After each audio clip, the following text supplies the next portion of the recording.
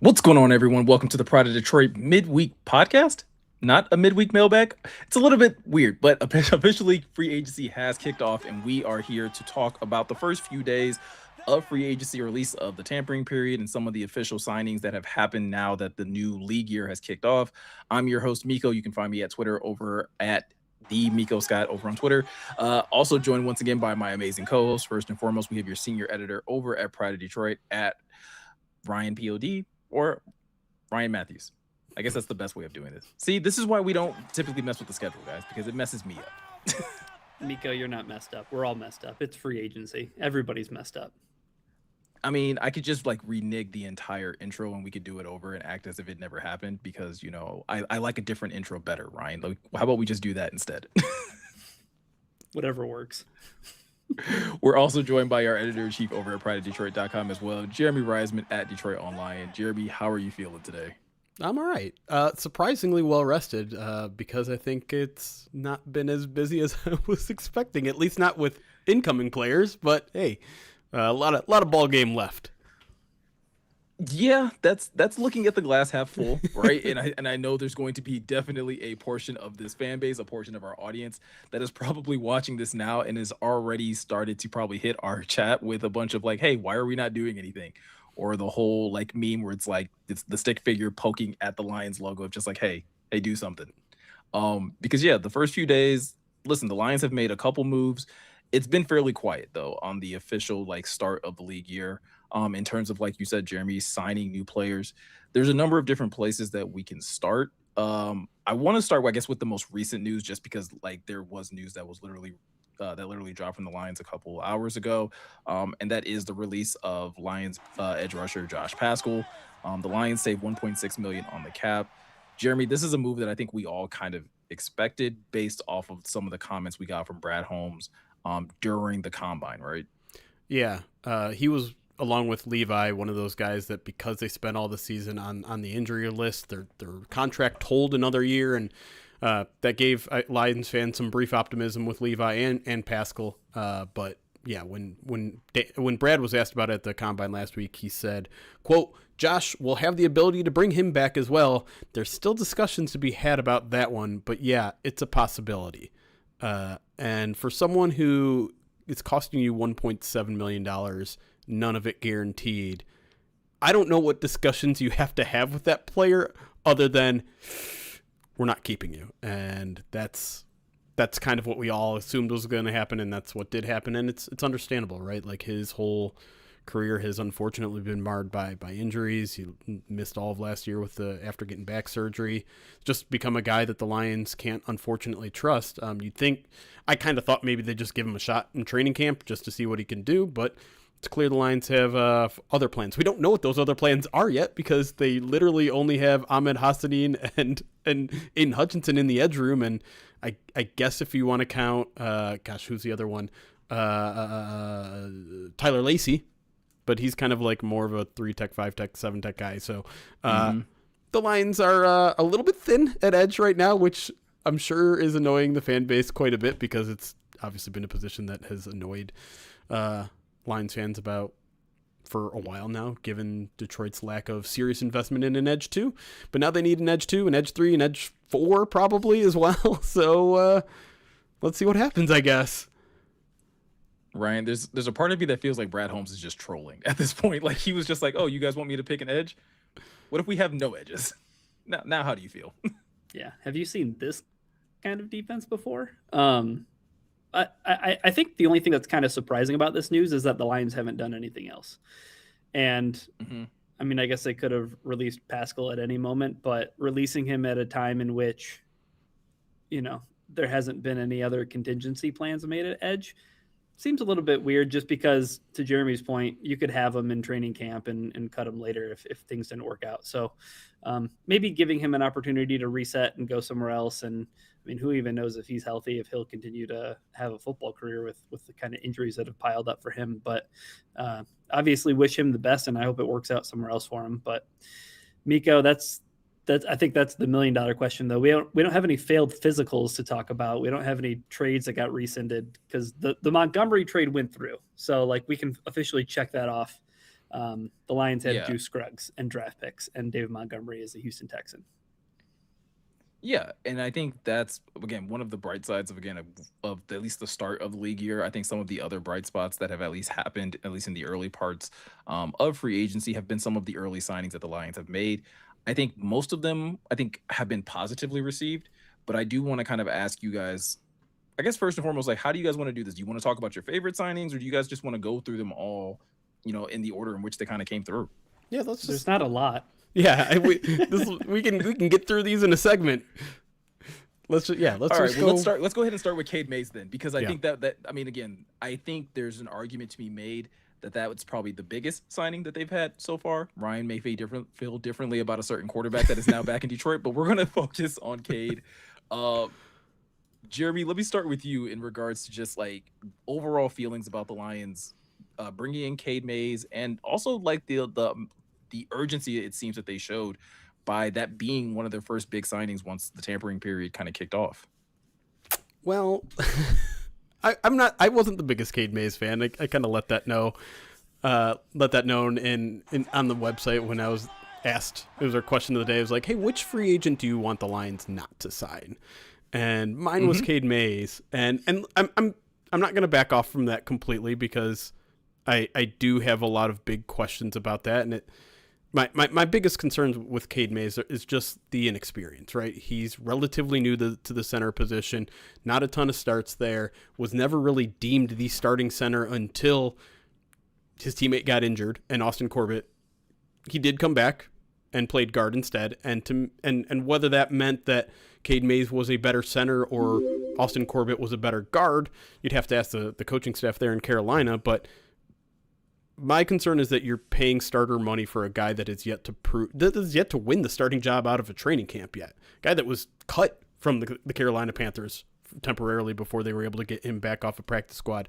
I will openly admit, his tape is decent last year. He seems to be on the rise. You're getting younger at the position, which is important, but you're also paying him essentially the same money you were paying Graham. And based on what I've seen, based on what I've read, based on the film I'm looked at, I'm not so sure he's that big of an upgrade over Graham, or an upgrade at all.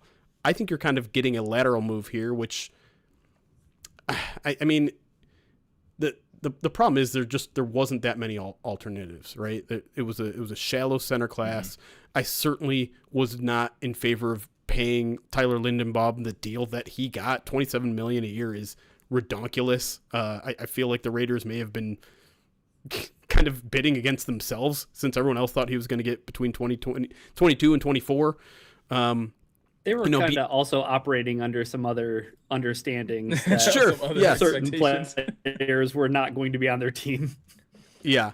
I just look at Biotish as a guy that I would have liked a little bit more, and he wouldn't have costed that much more, right? He got 3 years, $30 million.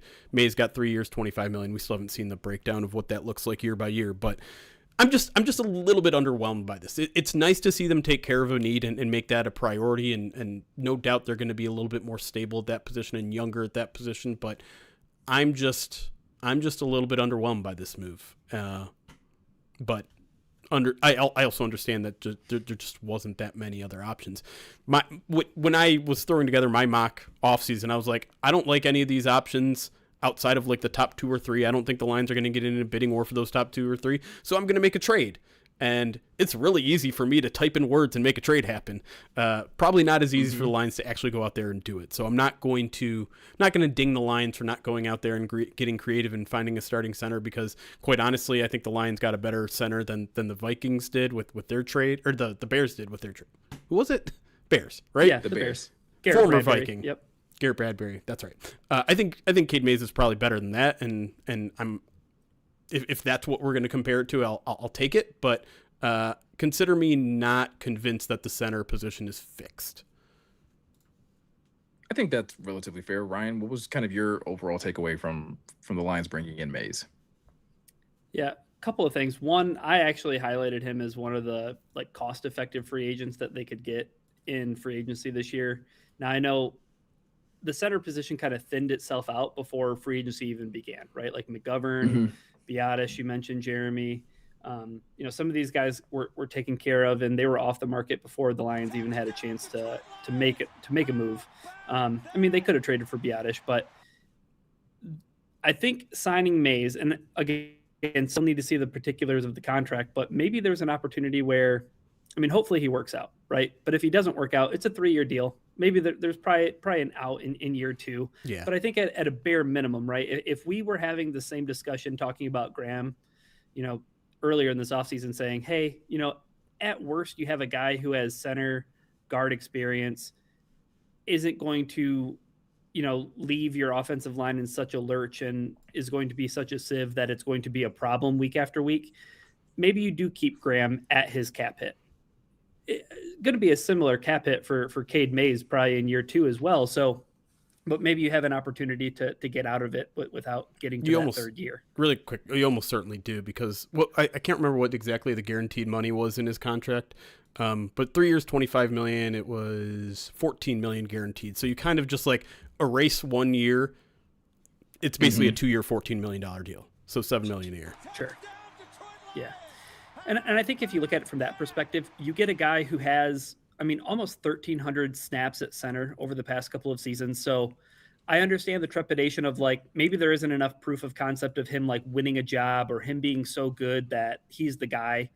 I know, Jeremy, some of the concerns that you had too, maybe were rooted in, well, Corbett at guard, was he taking on maybe a little bit of the load when it came to IDing things at the line of scrimmage because of that inexperience that Mays had at the center position. I think potentially though, on the flip side of that, I think I view the floor as being, you get a guy who can come in and start at center in year 1. If it doesn't work out great, well, then we're pivoting and we're going to another plan. And I think personally, if you look at the Lions' approach and all the day 3 picks that they have, they could draft a center. They could draft a guy to come in and potentially either marinate on the practice squad, maybe even come in and get an opportunity to compete for the position, Miko. And I know you love that competitive mantra that the Lions exude. But I think at the end of the day, you get a guy who can come in, be your starting center. I think this really signaled one thing too. They don't want Tate Ratledge to be their center. Like they went out. Yes. And that's a big positive for me. That's the biggest positive. You keep him at right guard. You keep him at a spot that he's comfortable at. You bring in Cade Mays to play center. I understand some of the reservations that you have, Jeremy, with whether or not he has enough experience, if this is going to be a continued upward trend, because I do think that he's played pretty well. Only 21 pressures, 0 sacks allowed across 756 pass blocking snaps. He was tied for 9th among 35 qualifying centers with a PFF efficiency rating of 98.6. And that pass blocking efficiency metric it just measures pressures allowed on a per snap basis with weighting towards sacks allowed, and obviously didn't allow any sacks according to PFF. But I know there's some questions about his effectiveness in the run game. There's good film out there, and then there's puzzling film out there. I know the one clip that you had, Jeremy, of him just kind of end over end, just kind of doing somersaults like 10 yards past the line of scrimmage, but effort. Right. And I think the thing, Miko, is a lot of people pointed out, whether it be national media or some of the some of the team sites or some of the team reporters, beat reporters, so on and so forth. But they were like, oh man, this is a Dan Campbell guy true and through. Like you're getting a guy who's a mauler. You're getting a guy who wins in a phone booth. You're getting a guy who has grit, who has tenacity, who's going to play through the whistle, is going to be physical, is going to be violent.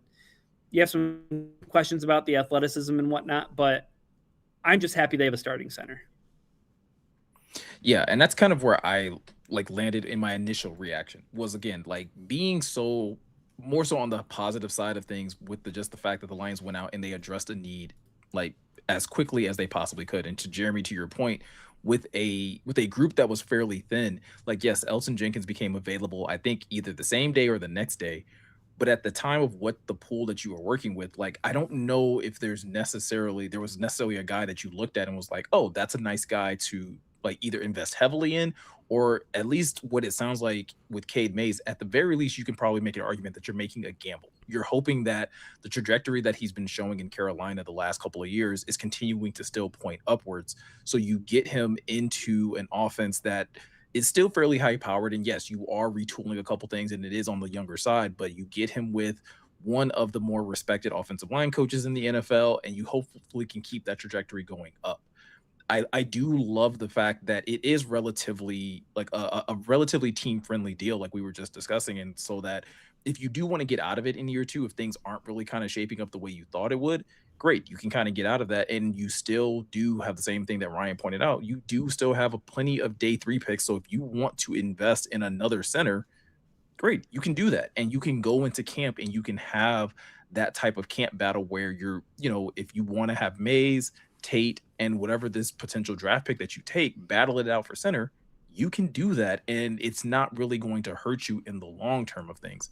Ryan, I did want to also point out something that you kind of got answered in your 5 questions article that's over on the Pride of Detroit website, when talking about Mays and just how Panthers writers saw an improvement, right, in that offensive line as far as once he moved over to center.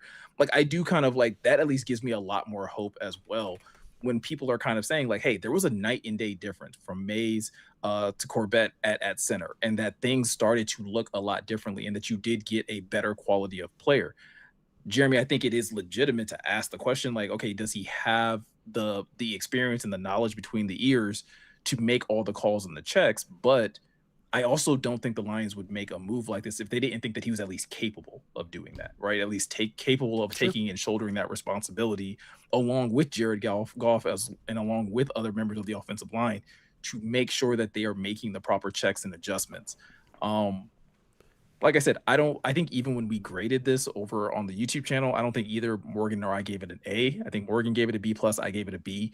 It's a solid move for the type of money that you're paying and the type of player that you're probably going to get, hopefully for the long term. But even if it's just for the short term, it's better than the alternative, which at least it seemed like either was going to be Tate Ratledge playing center or a rookie being your center by default.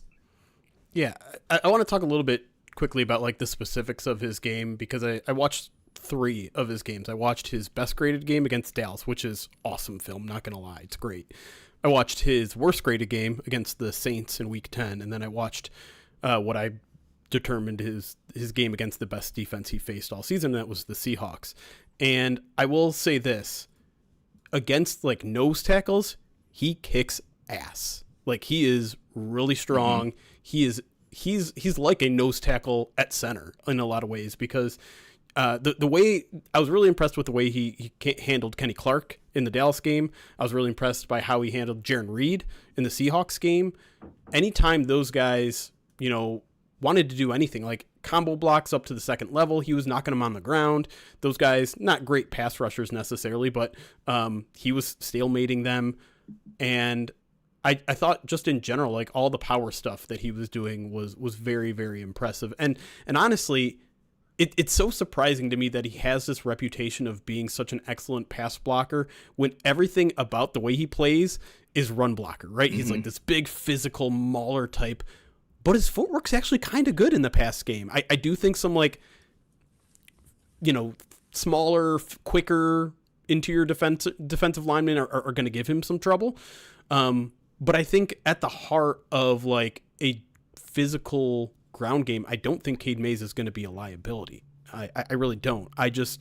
To me, it's more of, again, like the inexperience. I mean, that's going to be a really, really young interior offensive line now. Like really, really young. Sure. And there's like no one's going to be helping each other there.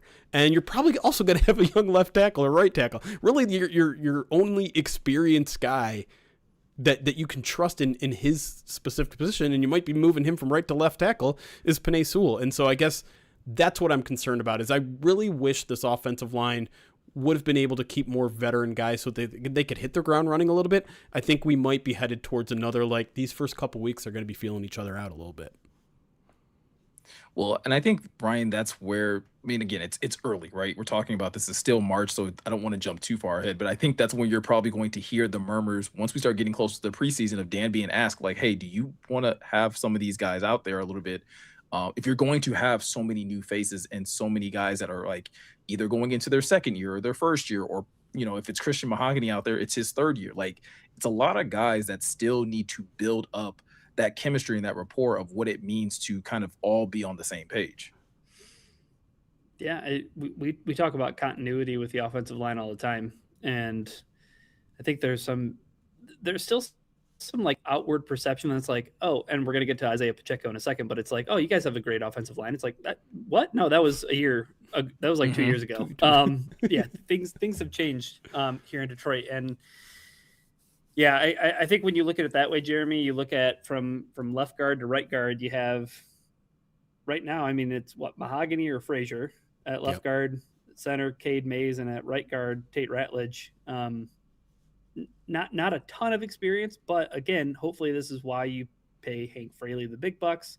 Hopefully this is something that Drew Petzing is all excited about too as well. I just want to highlight though, Cade Mays is just a weirdly built center. He's 6'6", 320 pounds, and he has 34, I think like 34.25 inch long arms.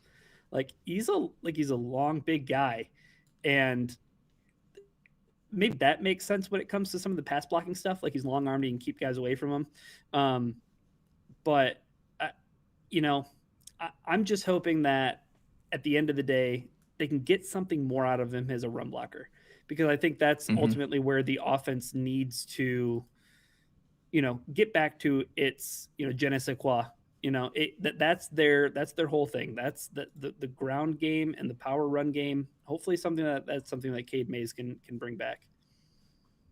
Now, while the Lions do need some veteran, leadership or some more veteran experience in the starting group, they did at least add some of that in their reserve role when you talk about the signing of offensive tackle Larry Borum from the Miami Dolphins. I know there was at least some initial speculation by some people that the Lions went out and got a Taylor Decker replacement. I don't think that's what Larry Borum is, right, Ryan? He is a contingency plan. Yeah, I mean, this is the definition of a guy that's he's played both tackle spots. He's played right. He's played left. Jeremy, to me, he fits the definition of what we were talking about going into free agency, which is you want a veteran guy that is capable of starting a few games. He started 11 last season for the Dolphins, but you don't necessarily want to be this is our day one starter. But maybe he can at least challenge or push the potential rookie that you get in this draft class to at least earn the job and it not just be straight up given to him. Yeah, I mean, this is exactly what we predicted would happen. And in all honesty, everything the Lions have done so far has been relatively predictable in terms of, they filled the RB2 role, they filled the center role, they filled the swing tackle role here with Borum here, and it's fine. I don't expect the Lions to make a major investment in their OT3 spot because they're so pinched money wise, and again, we still don't have the terms on this deal either. There's a 1 year $5 million term that's out there, but we don't know if that's agent inflation or not at this point. I hope it's not literally a 1 year $5 million deal. I hope it's up to $5 million. But yeah, I mean, I don't know. I don't have a ton of analysis on Borum. I haven't jumped into his tape yet, but to me, it's a guy with experience. It's a guy that started a lot of games, and that is what I wanted out of this OT3 role. I think it's quite possibly an upgrade over Dan Skipper. I think it probably does not spell well for where things are headed with Giovanni Manu. But now he has competition for that role, and Gio, maybe that's what Gio needs. Maybe he just needs a little kick in the pants to be that OT3 guy. I think him being a starting offensive tackle has sailed at least on this year and probably long term. But yeah, this was just kind of a shrug of the shoulders one. Like, it's fine. They checked a box there. I don't, again, love that they have to go into the draft now pretty much needing to get a starting tackle, but that's the reality of the situation of only having limited resources and not a great tackle free agency class, and not being able to retain Taylor Decker, apparently. So that's the reality we're living in, and so I think this is about exactly what I expected and wanted the Lions to do. Yeah. Ryan, where would you find yourself on that spectrum? Like, is it kind of what you expected? Are you a little underwhelmed? Yeah, I think I'm fine with the move ultimately. I put out some questions to Finsider to get their perspective on it. But one of the things that I did want to know is, and again, this is like a strange question to ask somebody, but it's like, hey, did he ever play in jumbo packages when he was in Miami? And I know he was only there for a season, but he stepped in for Austin Jackson when Austin Jackson got hurt. And just reading some of the comments from their article that they put up when Borum did sign with Detroit, like the first couple of comments were, he was a lot better than most of the other backups we've had. And like, curious what kind of raise he got, too bad. I was hoping they'd be able to re-sign him. He had a good season though, so he's due more money than we could probably give him. Good for him. Just a lot of comments about like, it kind of echoes similarly to a lot of the fallout from Cade Mays. Like, I think there are a lot of Carolina people that were saying, fans, writers, be it, whatever, but oh man, like that guy, we liked him. He it's not end all be all, but it's one of those things where it's like, he's a good one. Like that guy works on your football team. Like you want more like Larry Borum's in case your starting right tackle gets hurt, or you want Cade Mays if your starting center goes out and you can move a guy from guard to center. I'm again, like I reached out to them, and one of the first questions I asked him is like, hey, I know he played right tackle, but do you think if he didn't, could he be that 6 offensive lineman type? Because if you look at some of the numbers, and if you make of it what you will when it comes to PFF grades, but has like historically always graded out as a better pass blocker than a run blocker. So we'll see. I don't know. I'm fine with it though. Like, it's depth. It's an opportunity for more competition, and it takes a little bit off of Gio's plate. But to your point, Jeremy, it also maybe challenges him too. Yeah, this was one of those signings that, once again, when we did our grading over on the YouTube channel, like, I graded highly just because it hit exactly what I expected them to do. And again, getting a guy that recently just started 11 games, and not like 11 starts that were spotty, like 11 consecutive starts, gives me a lot of confidence in terms of having that break glass just in case of emergency type of situation. And again, having that versatility, not just with like both tackle spots, but also with both guard spots. So it's once again, you're getting that bit of a, like I said on the YouTube channel, it's a bit of a Swiss Army knife that you're kind of getting on for that offensive line, that that you can have quality depth in a number of different places, regardless of what might potentially happen down the road. And then transitioning to probably the next big signing that the Lions have had, and I think big in terms of name, but I think it's very debatable in terms of like what you expect from the player, is Isiah Pacheco, the former running back from the Kansas City Chiefs.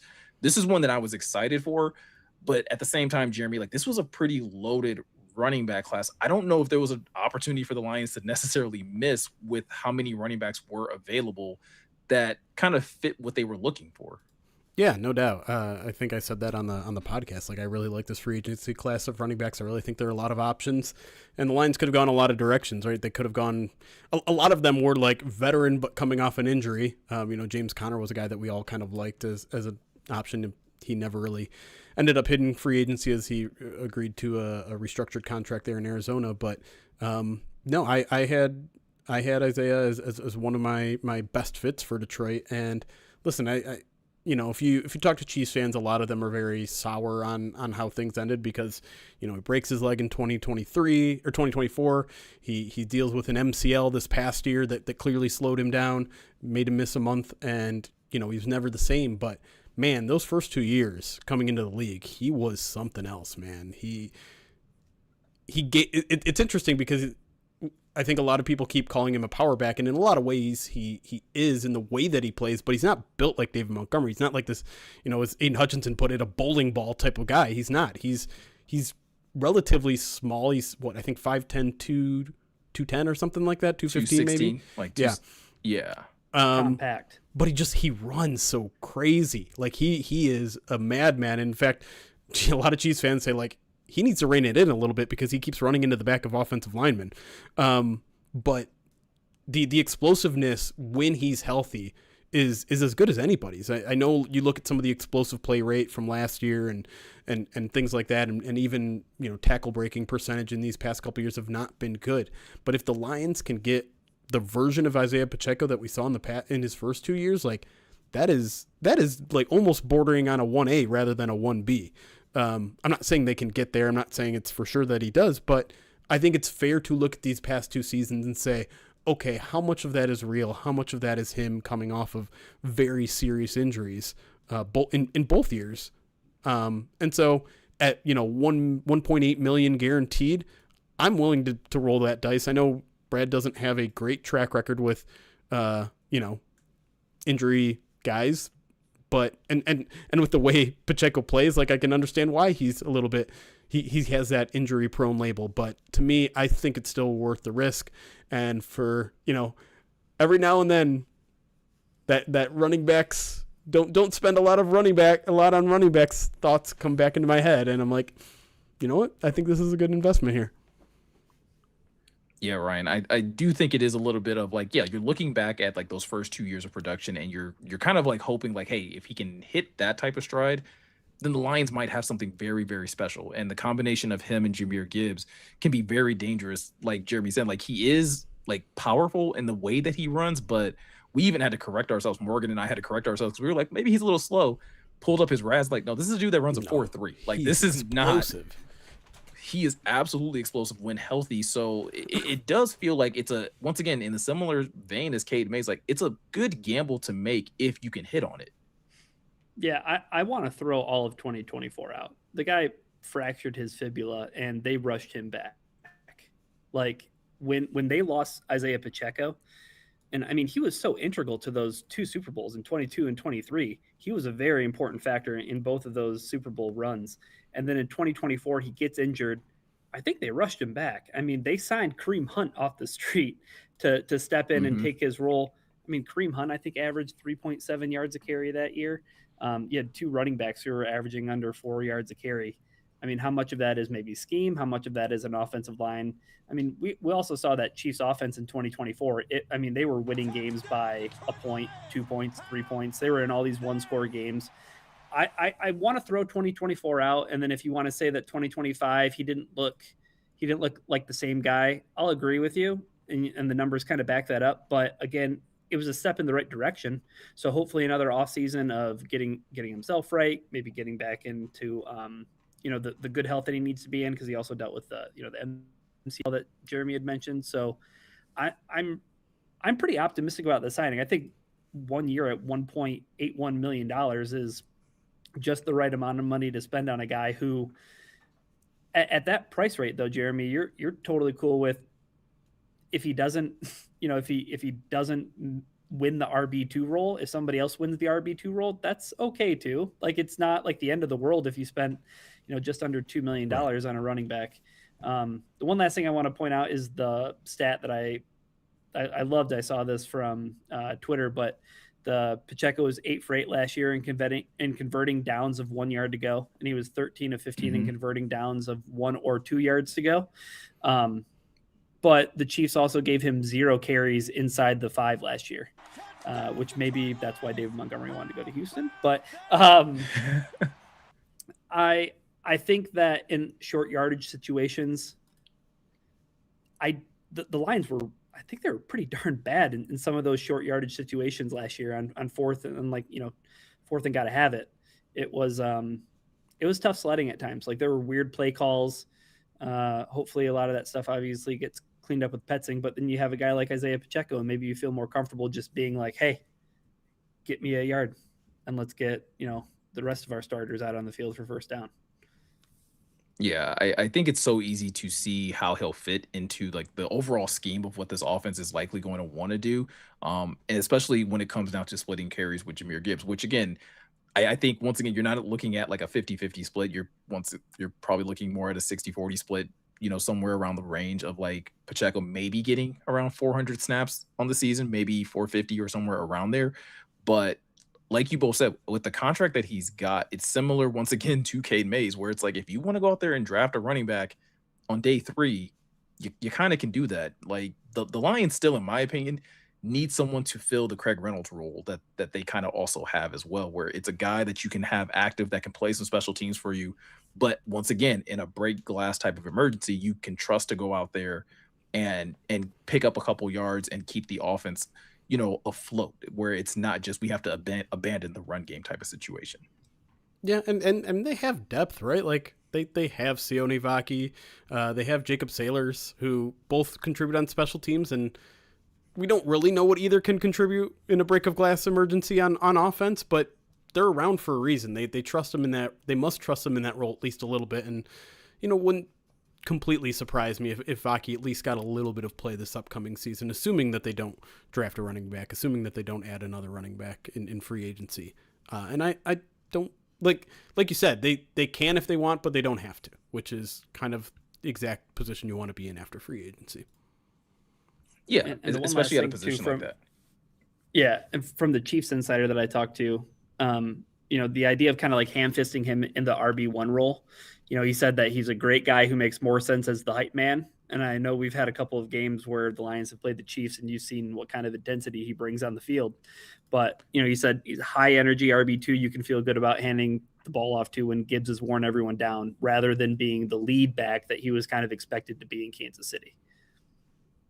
Yeah, and I think that's once again, I think that's a perfect fit for him in Detroit, and it's going to be interesting to see with the moves that they've made on the offensive line, with this new running back, with a new offensive coordinator, like what does that combination kind of produce, right, in terms of an effective offense, in terms of an effective running game. It's unique in that way, right, for Detroit, in the sense that like it's been a while since we've had so many new faces in so many key roles, and once again, the expectation is that you're going to be able to deliver a really good product, which is exactly what you get from Righteous Felon Craft Jerky. Like you're going to get an A+ product 99% of the time. Like I don't know if they ever miss when it comes down to any of their jerky flavors or any of the different meat sticks or anything like that they have out there.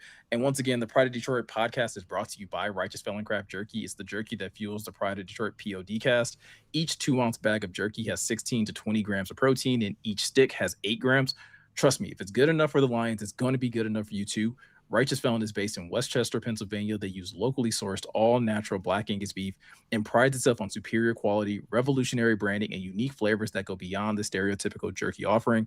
I told you guys last time that my wife recently ordered her Honey Heist meat stick order, and honestly, I got to put a little bit of pressure on Righteous Felon. Like I need you guys to get her order ASAP because she's been getting a little cranky lately, and like every so often she walks past the door and is like, "Where's my meat?" And I get a little confused on what she's talking about. But I need Righteous Felon to kind of get on top of the jerky order because I got an angry wife here, and she's really looking to get her protein in, and she's really trying to kind of beef up her gains a little bit. So if you go over to righteousfelon.com, use the promo code POD15 at checkout, you can get 15% off your order. Once again, that's promo code POD15 at righteousfelon.com. We spent a lot of this segment talking about the new signings that the Lions have. We're going to spend the next segment talking about some of their re-signings, a restructure that also happened today, and again, a quarterback that wears two gloves that I know Ryan is probably pretty excited to talk about as well. So we're going to talk about that and a whole lot more right after this.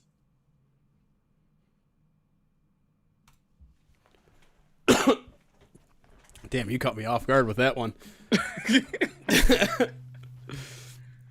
Attila, we do respond. That's not even a joke either. That's not even an exaggeration. Attila, we do respond to super chats. This so if you're new to our YouTube page or Twitch page, the way we run these streams is because this is a podcast that is an audio podcast. We do a segment where we don't really address the live audience. Then we take a break, which is what we're in now, where we chat with our audience. We read all of our alerts from Twitch and YouTube. We answer any questions from the people in here, and we probably talk about some non-Lions things. I imagine we're probably going to get into some Max Crosby talk in the next 10 to 15 minutes here. So I did see that you did do a super chat. We'll get to you when you kind of come in there. And then after about usually 45 minutes, we get back into the show. And then after that, we'll spend more time on break after the next segment. So 2 segments, 2 off-air segments as well. So let me get to the alerts here, and then we'll talk some other free agency stuff going on. A24 Taylor, thank you for following us on Twitch. Same with Just Say Hero. Thank you for the follow. I just lost where I was. Where are we going? Oh, there we go. Your boy Maroc, thank you for the 43 months subscribed on Twitch. It says 43 months, so let's go. Matt Sick, 34 months, as the reverse of that, 34 months. Sports Turf Pro, 35 months, says roster mix-ups all over. True. Absolutely. John Johnson, 17 months subscribed on Twitch. Laser Mouse, 29 months. Liberator, 9 months, says, love the podcast. Thank you for the content. Of course. Thank you for the 9 months subscribed on Twitch. Cranky Old Goat, thank you for the follow. Pelvis Crotchington, thank you for subscribing on Twitch for the first time. Kick Puncher, 24 months, says, I'm worried about the O-line, but I'm not trying to panic. How about them wings? Oh, I've made myself sad. Go Loins. Jeez. How about the Pistons getting back on track, huh? Yeah. Getting a much needed win.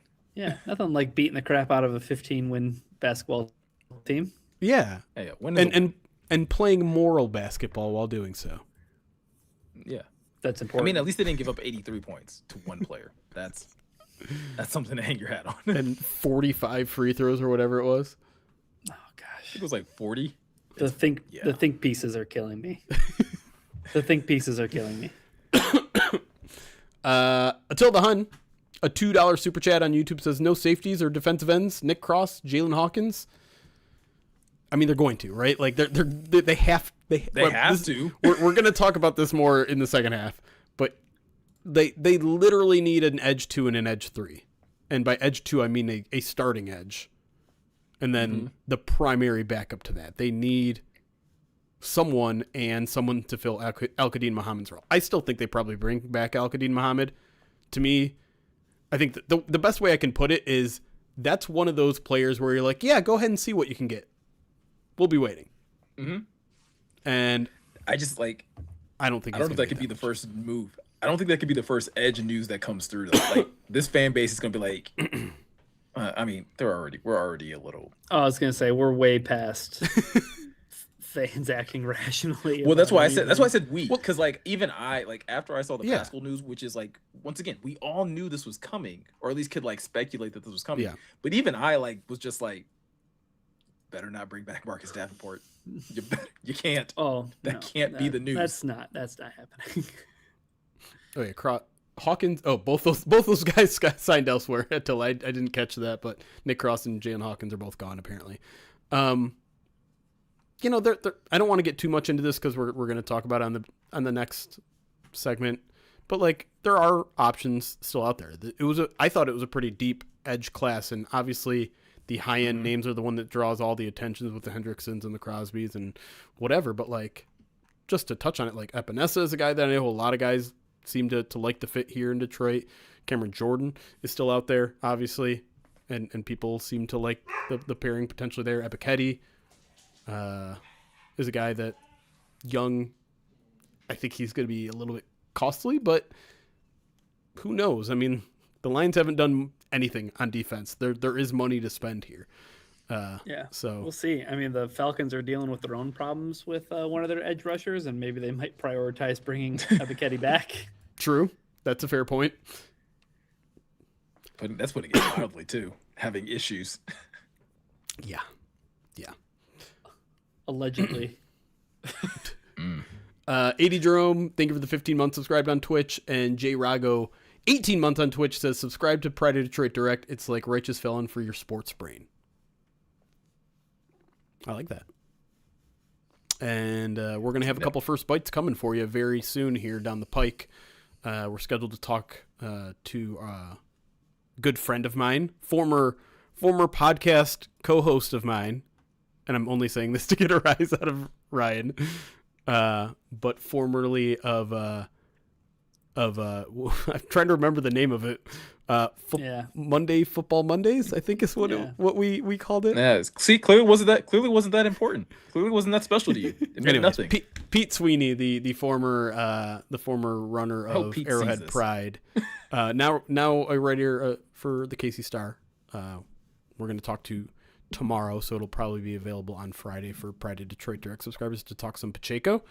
And then we're working on Cade Mays. We might record that this week as well. If not, it's going to be a little bit longer because I have next week off. But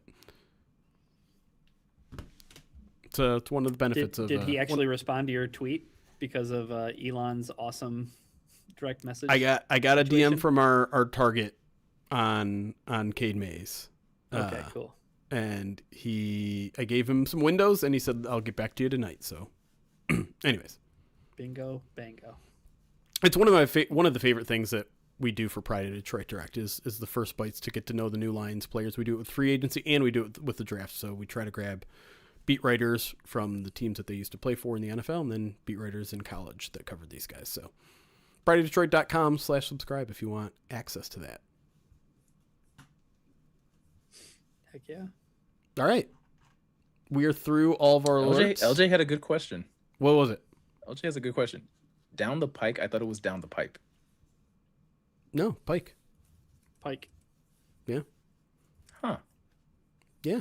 I didn't misspeak for once. I didn't get one of the, what do you call those things? Idioms. We didn't mess up the idiom. Mm-hmm.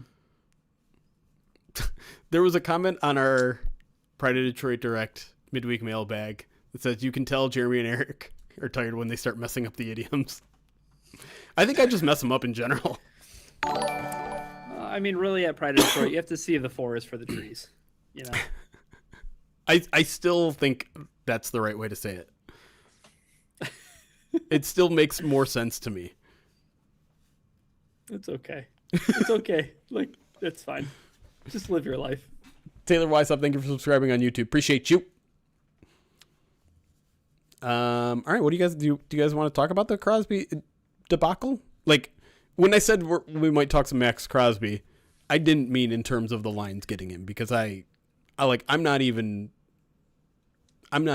pretending like that's gonna happen.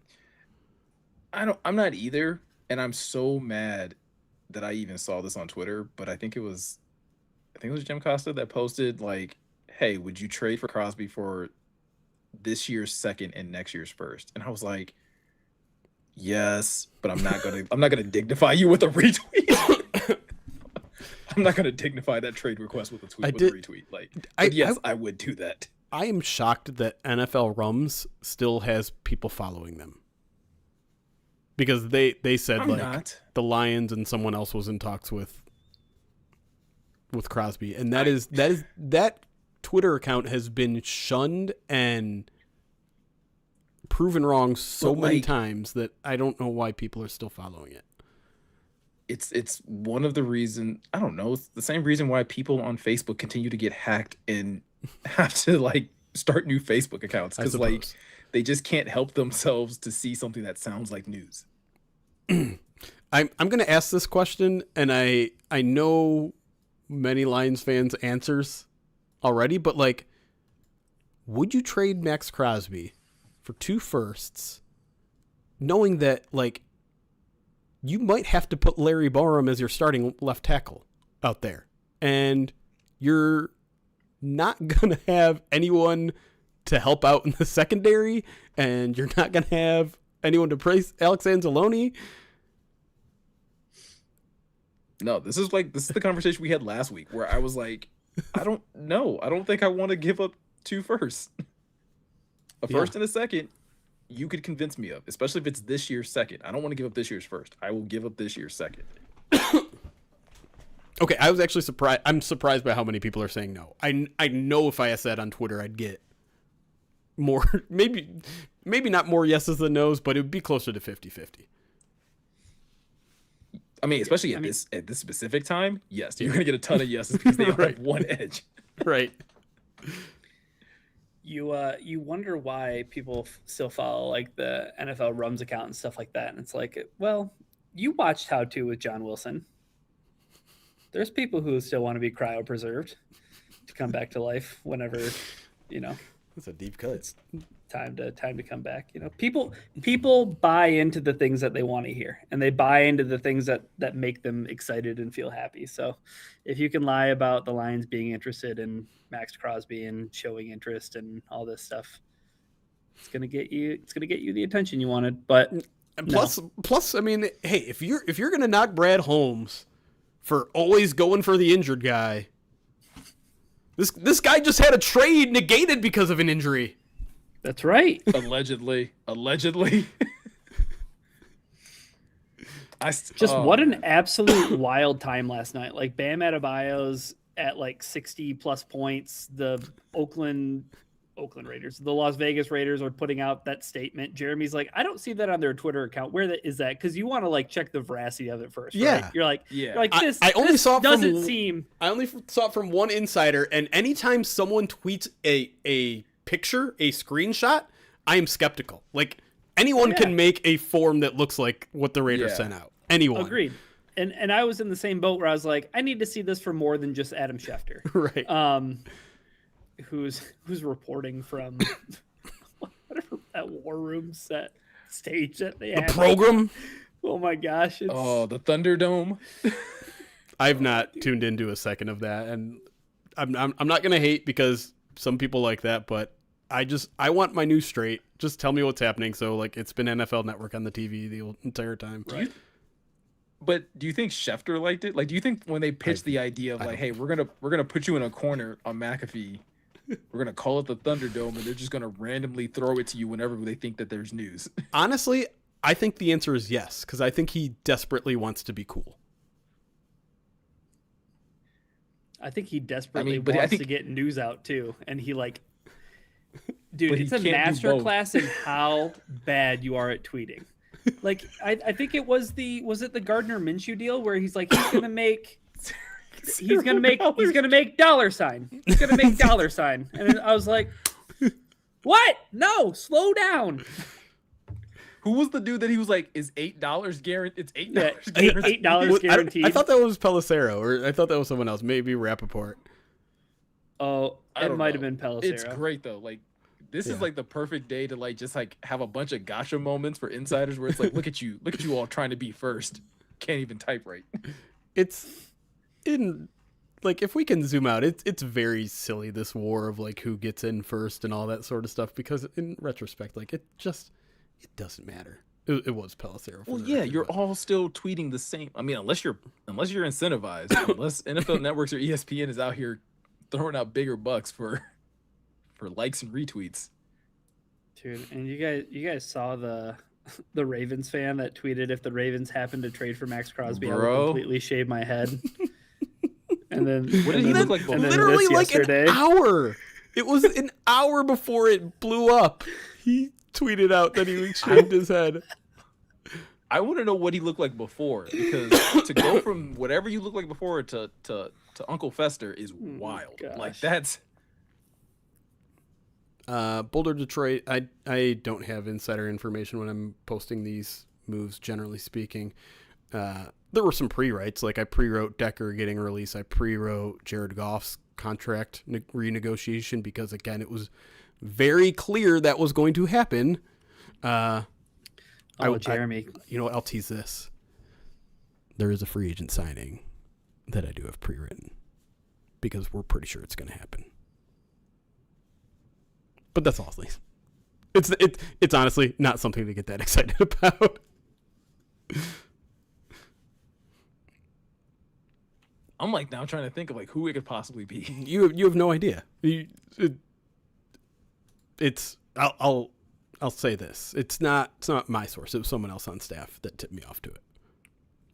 And if you on staff really wants to know, you can check our drafts. It's there, but it's not that exciting.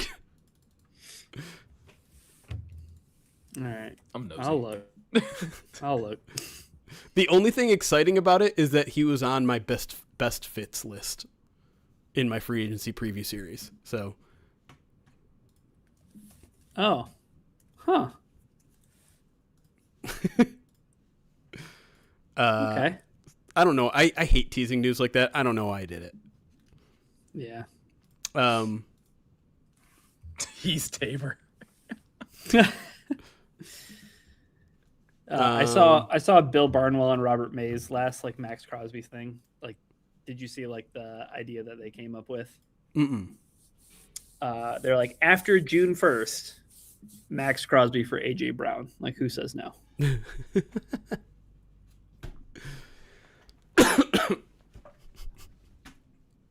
Sure. Yeah, why not? Why not?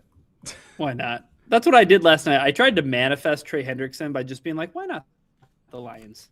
Like, why not? Like, what if we woke up tomorrow and all these years would you have paid him that deal that he got? No.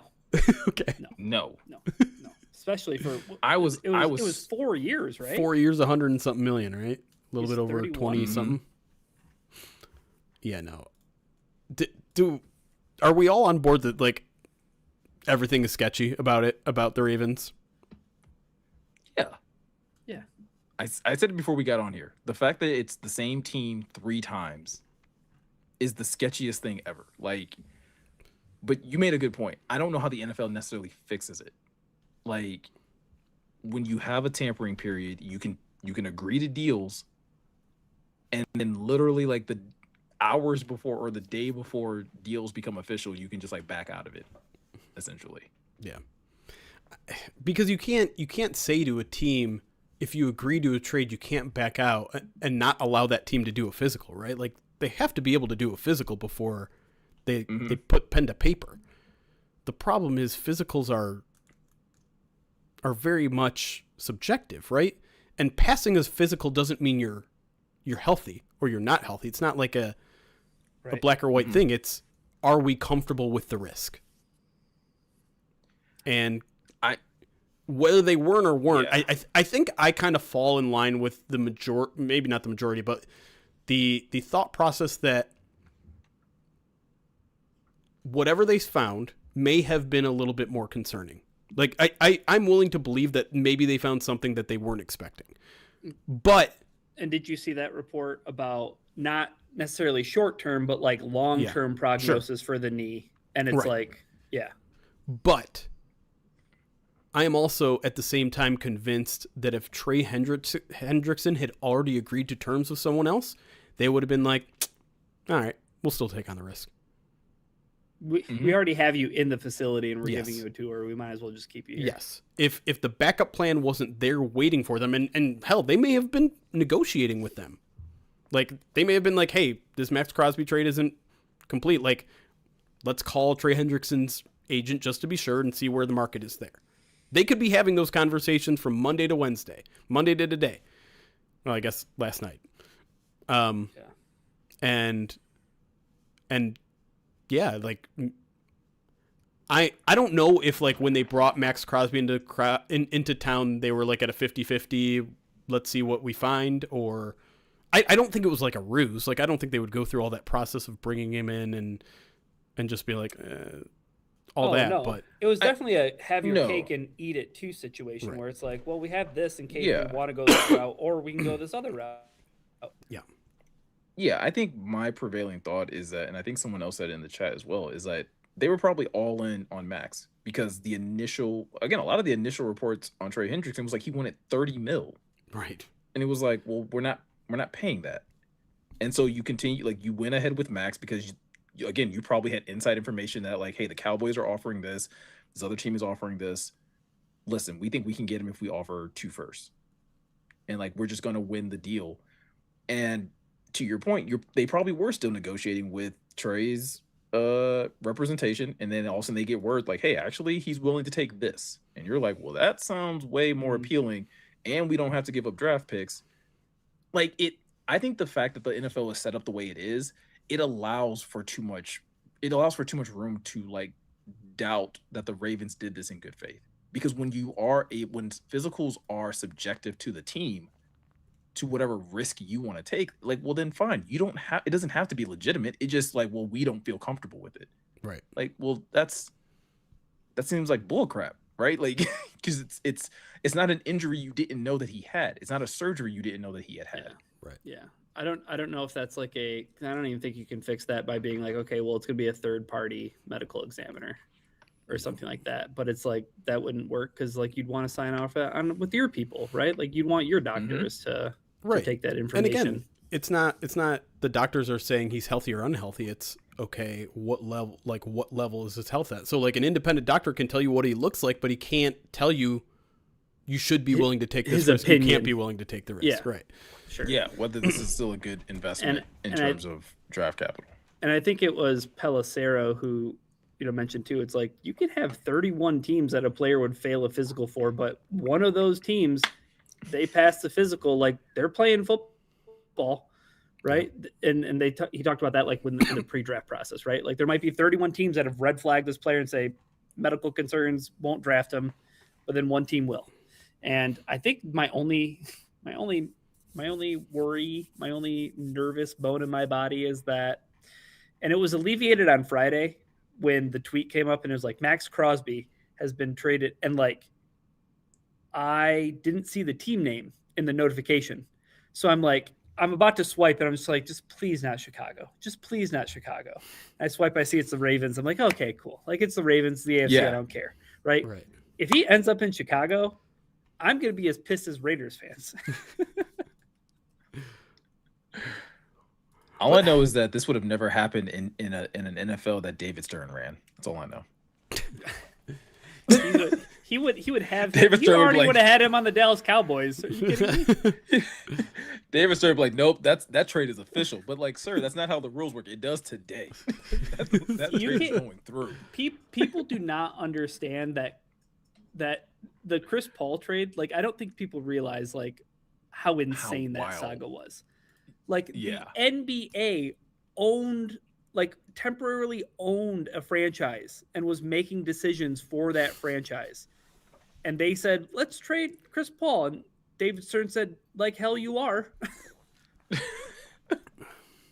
We want to give Chris Paul to the Lakers. And they were like, no. Yeah. It's crazy. The only solution I see to this situation is to just get rid of the tampering period. And it's not going to fix everything because you can agree to trades whenever, right? The Max Crosby trade was made outside of the tampering period. Yeah, you could make that trade in February, right? Right. Like, you can agree to it. You can't make it. You can agree to it. But for that to happen at the literal end of the tampering period is ridiculous because everyone has now reacted to the trade and gone about their way. And if the Raiders were in a tighter salary cap situation, they'd be screwed. Like absolutely. How would any normal team be able to operate 12 hours before the league new year, knowing that you had to take on $30 million in caps in previously unaccounted for cap space? When you just and they had just gone on a spending spree too. They just paid Tyler Lindenbaum $81 million. Imagine the Lions finding out the David Montgomery trade didn't go through, and you have to go back to Jared. Be like, actually, Jared, we need to restructure your contract a little differently as well. Like, we need to give you more money up front. I mean, he wouldn't care. It'd be a bigger deal if they had signed Tyler Algier. Like, okay, well now what do we do? Well, I mean, I'm so glad the Lions are like set at wide receiver and they don't have to worry about wide receiver at all because, I mean, that market is just bonkers. Weird. Yeah. Romeo Doubs, like, all right. Almost getting JMO money. Yeah, Alex Pierce. Alex Pierce, like, getting more than JMO money. Shaheen got a ton too, and like I understand Shaheen made some huge plays down the line for the Seahawks, but as a receiver, he's just kind of like okay, right? Yeah. I mean, he was doing really well. What was it, last year in New Orleans, or was it the year before? I think it was last year, and then he got hurt. Yeah, he was like on a really weird tear where like he was. Like, as a receiver, he was doing well. As a returner, he was doing really well. And, like, it obviously this past season wasn't as dynamic in all of those areas, but again, you got a good agent that can kind of pitch you well. That's kind of the result, I guess. But I mean, I think the craziest wide receiver contract to me still is Wan'Dale Robinson to the Tennessee Titans. What did he like? get? He got 70 million, 38 million guaranteed, 4 years at 17.5 million per year. I want to tell you guys, if you didn't see me talking about it in Slack, but Wan'Dale Robinson's 2024 is one of the most insane seasons I've ever seen for a wide receiver in my entire life. 17 games, 140 targets, 93 catches, 699 yards. Dink and dunk him the entire season. 699 yards on 93 catches. That's 7.5 yards a reception. It's wild. Hey, go run this stop route real quick. Hey, find the soft spot in the zone and sit. I mean, last year he caught 92 passes for 1,014. Like, that's just such a huge. It's an insane. You caught one less ball and you had over 300 plus yards more receiving. That was wild. But I mean, like, that deal more so screams like bad team willing to overpay. Like, that's the other thing with like both the Raiders, the Titans. I mean, I don't know how you feel about the Colts, but like teams that are like not very good, like, I mean, the Lions used to be there, right? Where it's like, well, you got to pay the premium if you want said player. It's going to cost you more. The Daniel Jones stuff was pretty crazy though, too, right? Like, what did he get? 44. 2 years for Yeah, and I think he wanted like 3 years, 150 million. That's why those talks like came to a pause, because they're like $50 million a year. Yeah. You're coming off an Achilles injury. Like, settle down, sir. It's like we just paid. I mean, any time you get the opportunity to pay Alec Pierce and Daniel Jones $90 million, you got to do it. You got to do it. They have to. Yeah, they kind of have to go all in a little bit because of the why can't I think of the corner's name? Oh, Sauce Gardner. The Sauce Gardner trade. Like, that has to pay off in some way. It feels like you made your grave. Now go lie in it. Yeah. Trade deadline. But I mean, I don't know. As far as like the Wan'Dale thing, I mean, I guess that's also, again, why if you're a Giants fan, you probably are really excited about Jackson Dart.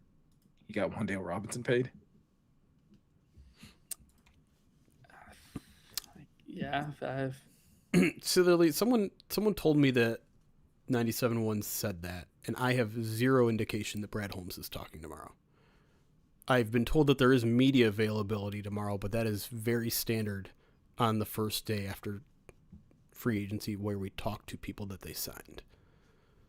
So if Brad Holmes is indeed talking tomorrow, I am not aware of it. I would be so curious. Like, what he has to say. Short of it being, hey, we just got Max Crosby. Right. So just wanted to make you all aware.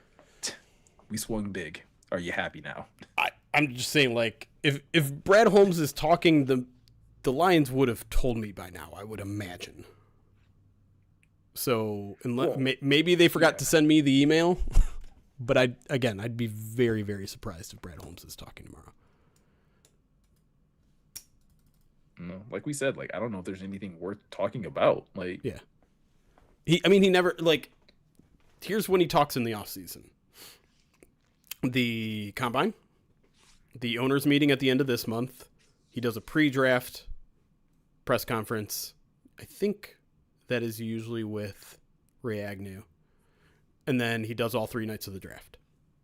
And then we don't see him until the end of the season?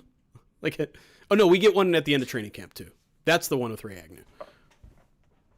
Okay, yeah, because that's the first time he actually, like, kind of reflects on the draft, right? Like, as a whole. Like, is after, right? Yeah, kind of. I mean, well, he talks after day 3 of the draft. That's kind of more of a, like, here's everything. So, I don't know. maybe that's all true, but I'd be very surprised. I think maybe there was a miscommunication there. 5-pound super chat from DC Smithers says, odd but sincere question. Would Brad Holmes apologize at the end of the season? What did he apologize for? It seems that his MO is unchanged. When did he apologize? Did he say I'm sorry? I don't think no. No, I don't think it was necessarily an apology. I think we got as close to admission from Brad Holmes that maybe we took I think when he started kind of talking about getting back to some of the things that they've done in the past, is the closest I think we got to an admission that hey, they've gone astray a bit. I felt like that was Dan though. I thought that was Dan. But I thought Brad also echoed similar sentiment. But maybe I could be misremembering that.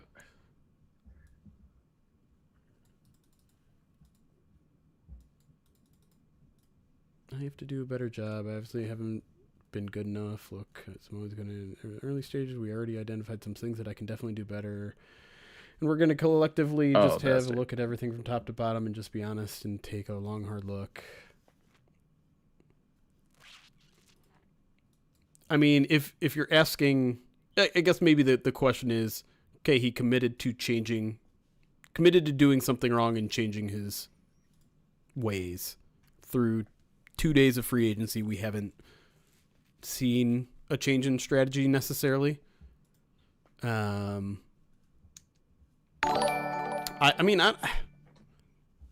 don't know. I'd say the change in strategy is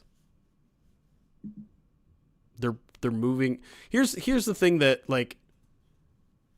I'm formulating kind of a theory in my head where when they were talking about getting back to things in 2022 and 2021 and 2023 or whatever, my thought process is maybe the plan is to get a bunch of young players with chips on their shoulder who haven't done a lot in this league to go out there and compete and win a starting job, because that's what they did in 2021. That's what they did in 2022. Alex Anzalone was not a big, good, established starter when the Lions got him, right? Right.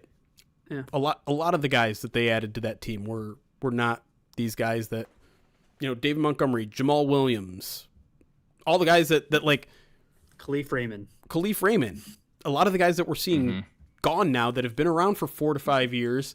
Maybe there's a feeling that, and this is me projecting. I didn't sense this from the players themselves, but maybe they're these guys got complacent.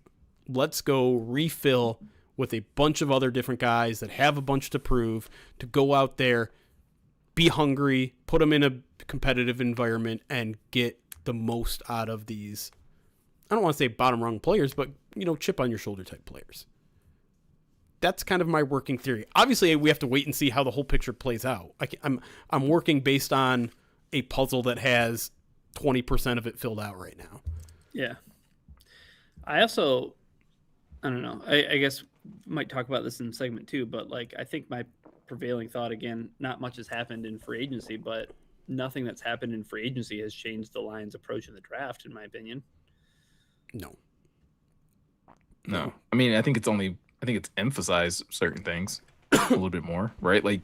Now that you're down to one edge, granted, I think we all agree they're going to sign somebody or a couple of people. But yeah, you're going to get even more people that are going to be vocal about hey, you got to draft one. And you probably got to draft one as early as day 2 if you're not going to take one on day 1. Can still draft a center. Still got to draft a left tackle, right tackle. I don't know. One of them. Linebacker, corner. I don't think. Yeah, nothing's necessarily changed in that regard. What do you guys want to talk about in segment 2? Do we have a plan for segment 2? All the departures. We have all the departures. We have any defense, the re-signings. The re-signings. There's some re-signings we should probably talk about, and then I think it's just okay, what do we do on defense since nothing has happened yet?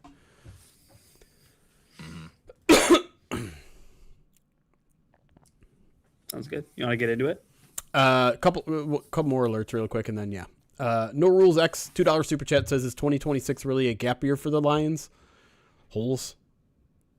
I don't know. Let's wait. Let's just wait and see. I'm not. Here's the thing. I think the Lions' floor is so high already because of all the talent that they have at pretty much every level of every position, right? Like they have a really good, an elite offensive tackle. They have an elite running back. They have an elite or two wide receivers. They have an elite quarterback. They have an elite tight end. They have an elite edge rusher. They have an elite linebacker. They have elite safeties. Whether they're healthy or not, we'll see. But that, to me, makes this team's floor so high already that I think it's easy to forget that because you're seeing pieces leave. You're not seeing a lot of players getting added. I think the Lions played close to their floor last year. And I don't think their floor is dropping much from last year. So that's where I'm at. Plus, they're going to add like 15 more players. So let's see who those players are before we start talking about throwing in the towel for the season. And then last alert here, what was it? LJ Featured. Thank you for the 14 months subscribed on Twitch. Using that Twitch Prime, which is a good reminder. Hey, do you have Amazon Prime? Maybe you're watching on YouTube and you have Amazon Prime. And, you know, you don't have $5 to throw our way through Super Chats. Well, you go over to Twitch, make a free account real quick. Probably takes you 5 minutes, less than that. You go into your settings, you go into your like account links, you link your Amazon Prime account to your Twitch account. You can subscribe to this channel for free. It's basically the exact same thing as a $5 or $6 sub. We get the same benefits of that. It doesn't cost you a dime, and it's a way to support a show that you enjoy, hopefully. And people keep referring to an Amik Robertson tweet, and let me say this, first of all. Don't overanalyze social media. So when Amik Robertson says, let me pull it up because I saw it earlier, and I was like, oh, that's weird, but I'm not going to jump to conclusions here. Why? I hate Twitter search so much. He tweeted out, "It will all make sense when the smoke clear." That's it. Yeah. Could mean anything. I mean, Amik Robertson is like a self-motivated motto machine, right? I think that could just as much be like, hey, cream will rise to the top, right? Like that's kind of how I read it. Do I think he's throwing shots at the Lions? No. There was like never a single sense that he was not happy in Detroit. I also feel like he was one of the few players that I think it was fairly like transparent or fairly obvious that like, hey, it was very likely that Amik wasn't coming back. Right. Like obviously he was open to coming back, but I feel like it was never like a true mystery. I know like me being a person that very much wanted him back, I was very much pushing like and trying to speak it into existence that like, yo, the Lions do need to have him back. But like him, DJ Reader, Alex Anzalone, like those were guys that were like, man, they're impactful, but like they're probably not coming back. I mean, we're going to talk about it here in a minute here, but like 2 years, $16 million, man, that's a lot of cheese for Amik. Mm-hmm. I mean, he could very well be talking about Crosby too, right? Like he was in Vegas with Crosby a couple of years ago, right? That is true.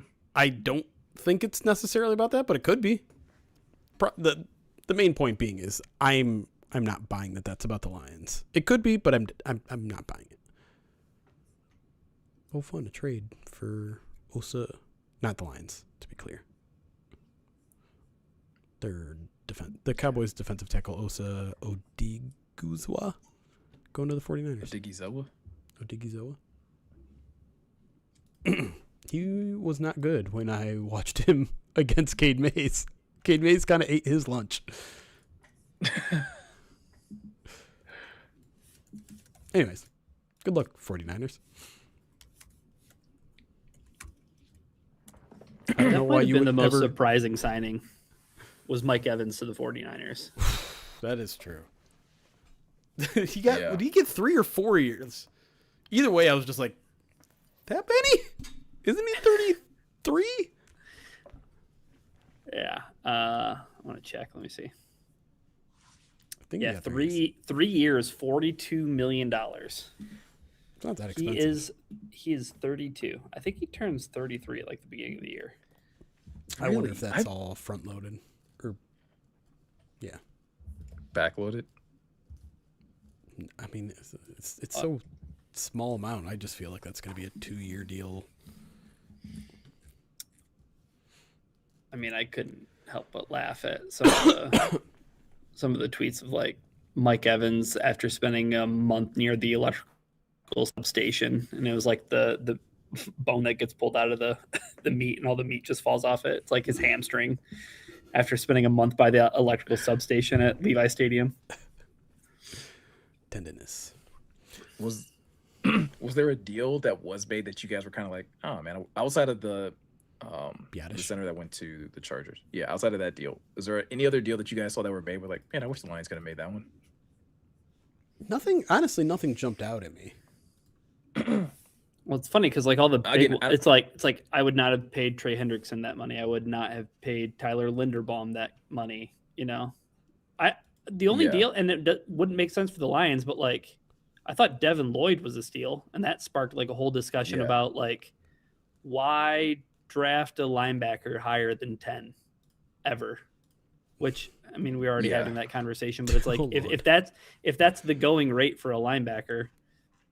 But he got like 3 years, $45 million. $45 million with 25 guaranteed. Yeah. Yeah, I was gonna say that was the deal that I was like, oh, like like you said, it didn't quite make sense for the Lions, but it's like I would have liked to have Devin Lloyd on my football team. Yeah. There were a couple of corner deals that came through, and I'm trying to remember what they were. That I'm like, maybe. Did you like that Jamel Dean? 3 years, 36. Nah, I was thinking more of the like 1 to 2 year guy. Like Nahshon Wright was one of them. I wasn't like totally sold on Nahshon Wright because I don't know. Part of me is like the interception thing that happened in Chicago was unsustainable, and I know he was a part of it. But he just got a 1 year, $3.5 million deal, so like super reasonable. There was one other guy, and I can't remember who it was. Was it a corner? I think it was a corner. Tariq Woolen? No, I mean, no. Tariq Woolen got $15 million on or something on 1 year. Tariq, you got you got 12, but it's like I think it's all guaranteed. Up to like 15. Okay. Joshua Williams from the Chiefs. He got 2 years, $8 million from the Titans. I'm not sure who that is, but that sounds workable. I think I don't know. Awuzie he like signed back with the Ravens, didn't he? Mm-hmm. I think that's right. Jadoby. Yep. 1 year, $5 million. According to Spot Track, so. Yeah. Take it with a grain of salt. I didn't say it. I didn't say it. All right. Want to jump back into it? Yes, sir. I do. Oh, I think the only other move, though, real quick, that was crazy to me was I was like, why are the Saints signing Travis Etienne 4 years, $48 million? Like, don't you have other things you need to do? I like how people are like, no void years on the contract. They're out of cap hell.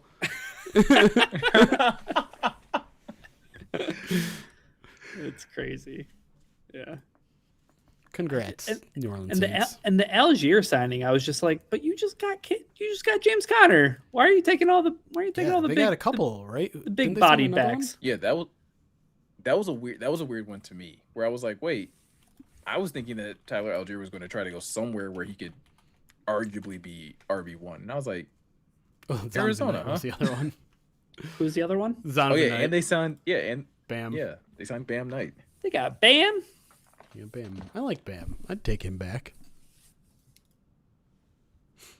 Wow, running backs truly don't matter. You know you're down bad if you're like, yeah, I'd take Sam Knight back. Yeah. No, come on. That's not true. No, I liked some him. Good things. He had a super unfortunate injury happen to him. That was a bummer. Mm-hmm. Okay, I'm done.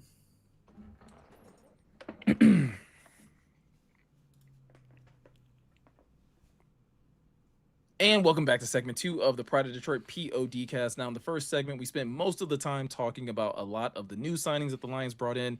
Let's at least start this off talking about some of the players they re-signed. And one of these players is technically a new signing, but he's been here before. So let's just kick this off talking about Teddy Bridgewater. I think the news about him coming back to Detroit broke yesterday. After the Lions lost Kyle Allen, I think, I'm not even gonna lie to you guys, I became very indifferent to whatever the hell they decided to do at QB2, because I feel like it's fairly realistic to feel like if the Lions lose Jared Goff for any type of like meaningful amount of time, you don't feel great about how the season is going to go. I immediately changed that tune the minute I saw that they signed Teddy Bridgewater, because this is like an A+ signing that I'm like, oh yeah, I can absolutely get behind this one.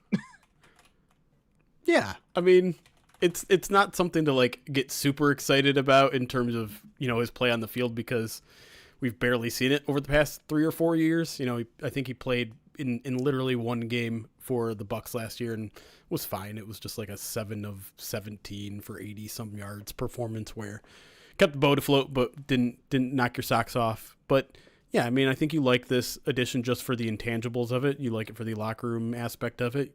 Obviously, it's no secret what he did to Jameson Williams' career, what he meant to Jameson Williams' career, and JMO's already on Instagram, you know, obviously very excited about the addition. We know Dan really respects how he carries himself professionally, and so it's good to have those in the locker room. But, you know, it would be nice to have a guy that you could feel a little bit more comfortable stepping in and being like a legitimate player, but that's not something that the Lions are in a position to pay for.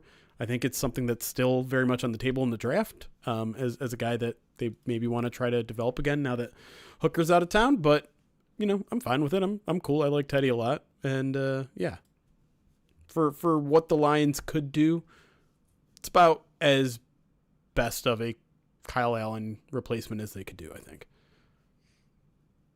Yeah. Ryan, how about you? I know you were a little more excited about this. I mean, who's got 2 gloves, 2 thumbs, and is excited about this deal? This guy. Okay. I mean, let's not sell him short. He was on the field for a touchdown in the divisional round against the Commanders. I do like that the Lions took care of it and that they didn't have to turn to the draft, or they didn't have to pull a new guy and bring him in. I also love that he has a history with Drew Petzing, a little bit of crossover in Minnesota. Forgot about that. So I'm all about it. Like, I love it. I love Teddy.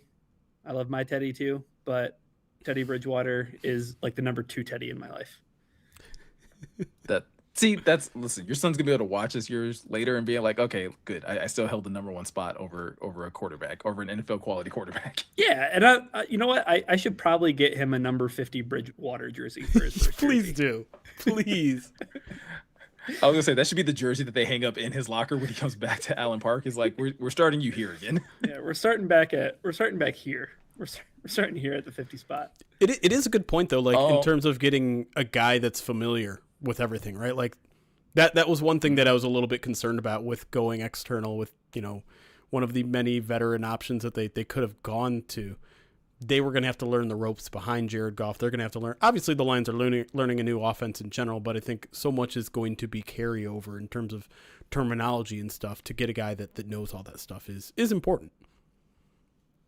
Yeah, and I think I saw someone on Twitter, I believe it was Justin Rogers, who had said something along the lines of like, hey, there was always a level of comfort that you kind of had with Kyle Allen, even though like he never really quite played.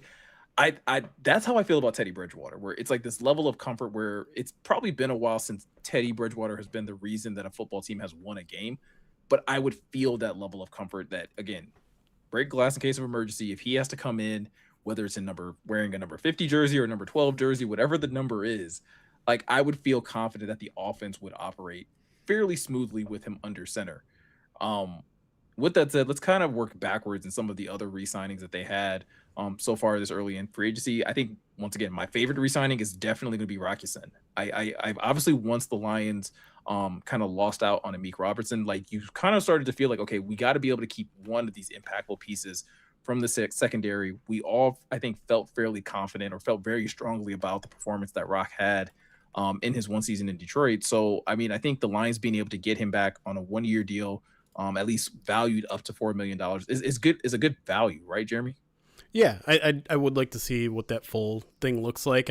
I kind of was hoping he could come in around two to three, and maybe that's what the true value of the deal is, and it's up to 4. But yeah, I mean, listen, that's a comfort re-signing. That's a guy that started 7 games for the Lions last year and did look the part completely.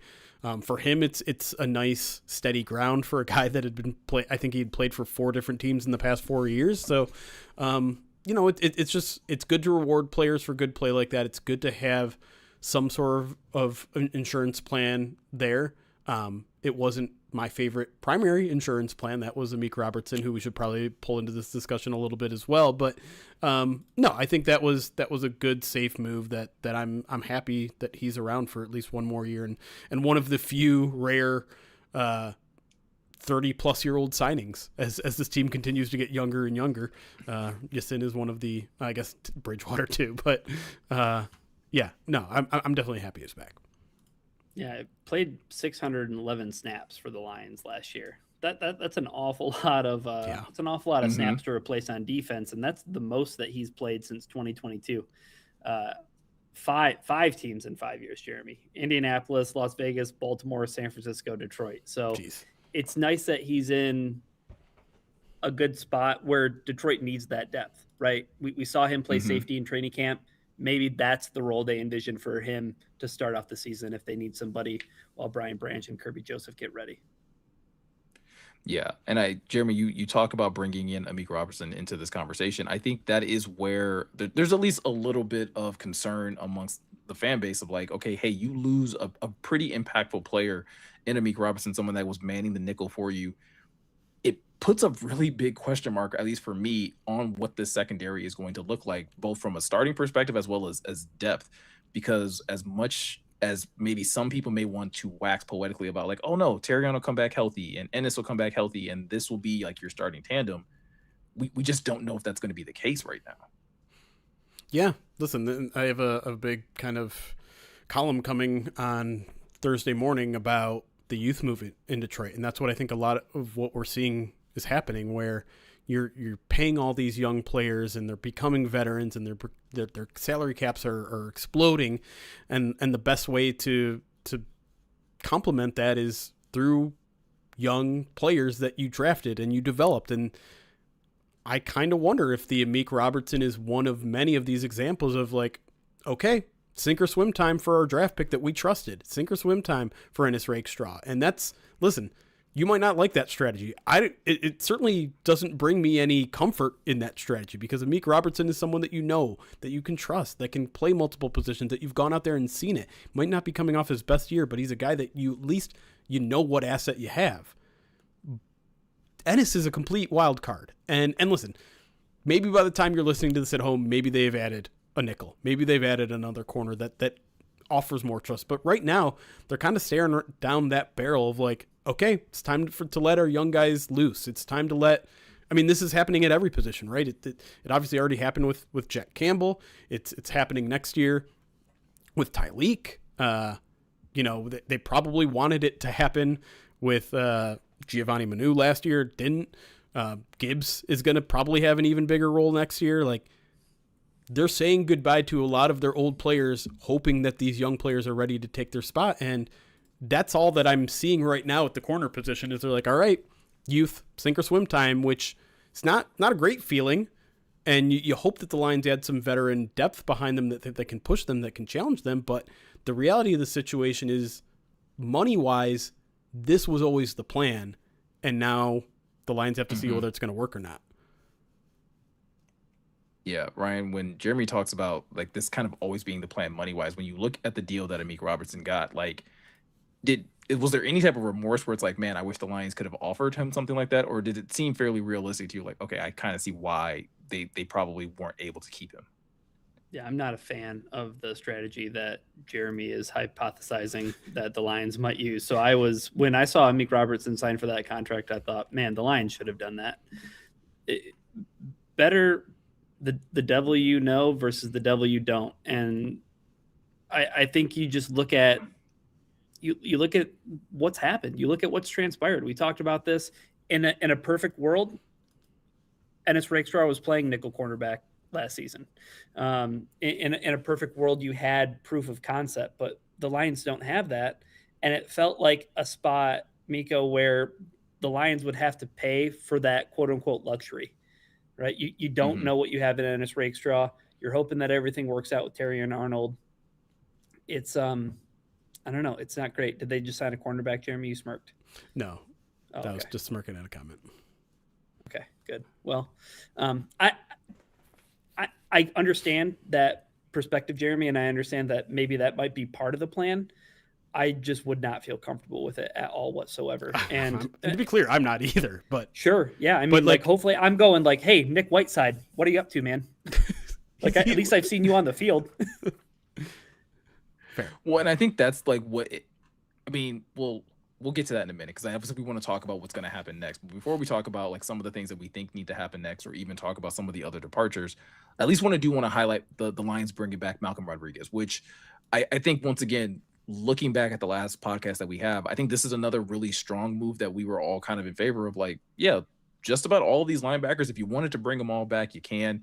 You get Malcolm back on a 1-year contract. We don't necessarily know the dollars behind it and how it's necessarily structured, but I think this is solid, right? I think if you can get Malcolm another year removed from his ACL injury and see what he's capable of doing, you at least know he's a strong special teamer.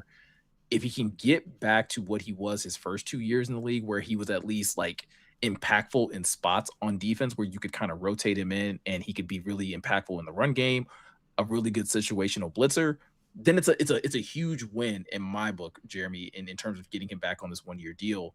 But if not, then again, it's probably not going to cost the Lions a ton.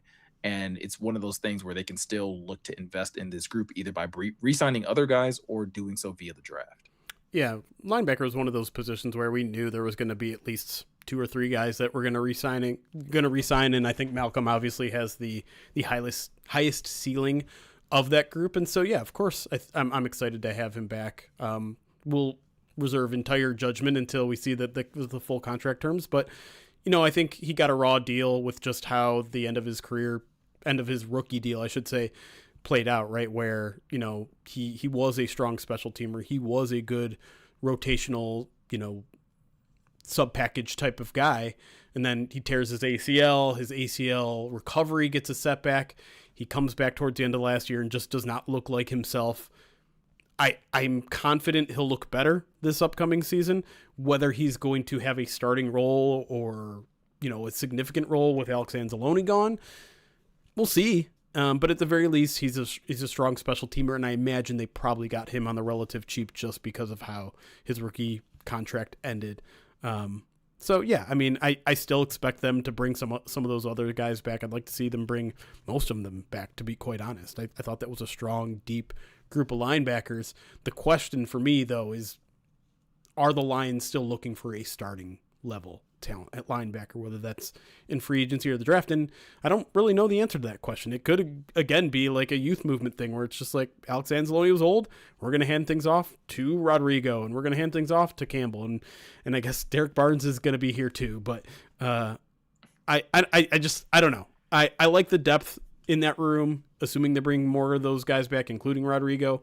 I just don't know what they're going to do with that vacant starting spot. The answer could be more nickel, but they also just lost a nickel, so I'm not sure what their plans are. Yeah, Ryan, how are you feeling about the linebacker situation with Malcolm, again, coming back into the fold? I was pro re-signing Malcolm Rodriguez. I think it made sense from a special team standpoint, and also a guy who has shown an ability to spot start on defense. So I'm for it. I'm for them bringing back Trevor Nowaski. I'm for them even entertaining the idea of bringing back Zach Cunningham for the depth in the special teams and whatnot. And kick returner Kick returner Grant Stewart? I mean, why not? The Lions don't have one. There's some things to suss out in the return game as a whole, but I did want to get your guys' opinion real quick on the reports about Anzalone turning down bigger money from elsewhere to sign with the Tampa Bay Buccaneers. Now, I feel like Detroit wasn't going to spend the dollars that even the Buccaneers were going to spend. Yes, right? They weren't one of those teams for certain. For certain, but just that idea that he targeted a team that you would assume is going to be in contention. And maybe you chose that team instead of another team where you could have got paid more money. Knowing him and how close he is with family, he's from Florida. I think that probably played a huge factor. Yeah, I was gonna say that was kind of my initial reaction when I saw that it was Tampa for the money that it was. Yeah, it was like, oh, this makes sense for a guy. I believe I think his wife just had another baby. I think that's baby number 3 for them. I think it's kids either 2 or 3. Yeah. Yeah. So like it kind of makes sense from that regard, like to what Jeremy's saying. Like you get to go to a team that yes is in contention, but it's also you're from Florida. He's also been very vocal about how passionate he is about the state of Florida. So you get to be home, you get to make some nice money, you get to also play for a contender. It all kind of lines up. No state tax. Boom. Yeah, well, it's 2 years, $17 million. So it's pretty big hike from, I think what the Lions were 3 for 18.5, I think. If I remember correctly, it was like 18 something. 18.25 maybe. Speaking of Alex Anzalone, though, like he's not the only defensive Lion to kind of depart during free agency. We already talked about Amik Robertson. Lions also lost out on Roy Lopez, who signed back with the Cardinals on a 2-year, $10.5 million deal. I'm kind of going to ask 2 questions at the same time, and you guys can answer them however you want. How do you feel about, like, again, the departure that we've seen on the defensive side from the Lions, as well as how do you think that they go about like replenishing that talent? Because I think that's the thing that everyone is kind of waiting on at this point. Like, great, you went out and got a center, you got a backup tackle, you got a running back, you re-signed one corner, but like there still is a lot of holes on this defense that are lacking. Yeah, it's a tough one because he also just got like such a significant raise there, where it's just like, I understand why the Lions moved on. I don't have to love it, and I understand again, like youth movement. Tyleik Williams is going to take a lot of those snaps, so Lee McNeil is going to take a lot of those snaps. But what's the option behind those two? Like you need to rotate a guy or two in there. Is it Levi? Is Levi going to be playing on the interior? Is he going to be playing on the edge? I don't entirely know. Yes. The answer to that question is yes. He's going to be playing yes. So it's a bummer.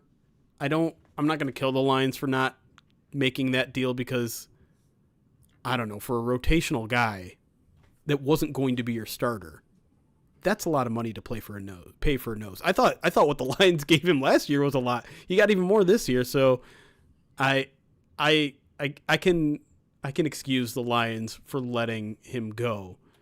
It's just at this point in free agency, it's so frustrating to see so many contributors from last year and the good contributors go in free agency with no current replacements for any of them. Yeah. I think this kind of has you turn your attention though to DJ Reader just in like a curiosity sense, right? Like, I mean, in 2024, he signed that $27 million deal. DJ Reader, I don't think he's going to get north of 20 million if he signs like another 2-year deal. So I don't know. Do they all of a sudden make that a priority? Because last year, granted that Aleem didn't play the first half of the season, but now you're going into that season. Once Aleem gets healthy, you had Aleem, you had Tyleik, you had Roy Lopez, you had DJ Reader. There's a lot there, right? It's kind of like an overabundance of options along the interior. Well, now it's just, I feel like it's kind of like what you said, Jeremy. It's Aleem and Tyleik. Where does Levi kind of fit into this? But I still think there needs to be another guy there. And if it's a Jag, if it's just another guy that they get in there, if it's very much like a Benito Jones kind of thing, I think that would pacify me, Miko. I think I would be fine with like, hey, you drafted Tyreek Williams in the first round, you gave McNeil all that money. Those two guys are your horses.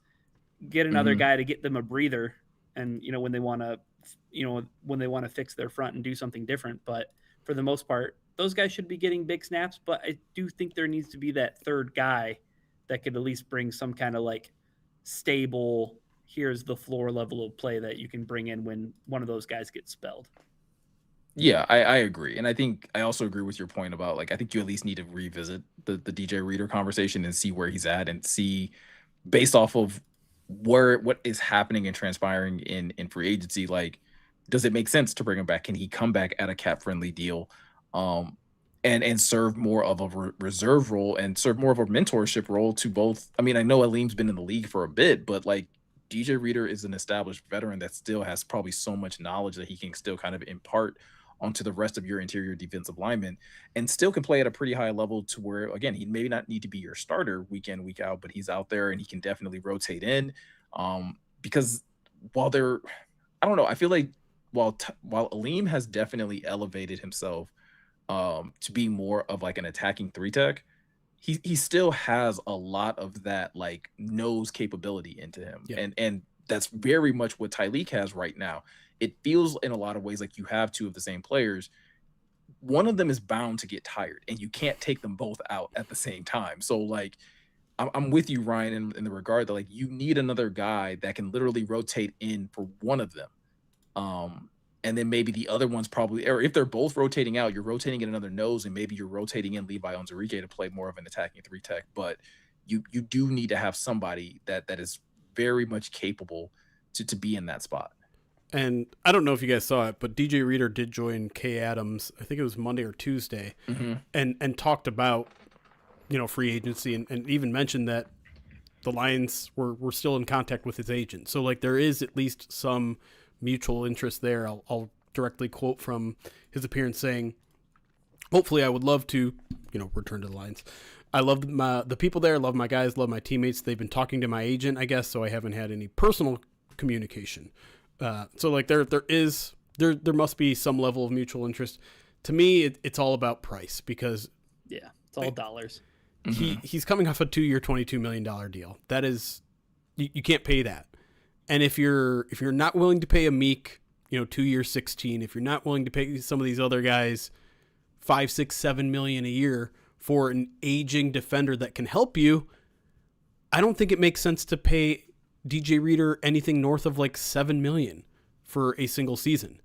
So like, if you can get him back on a $5 million deal, like, yeah, okay, but he's never like. That would be significantly less than he's made in his career. And so I don't know if he's interested in doing that.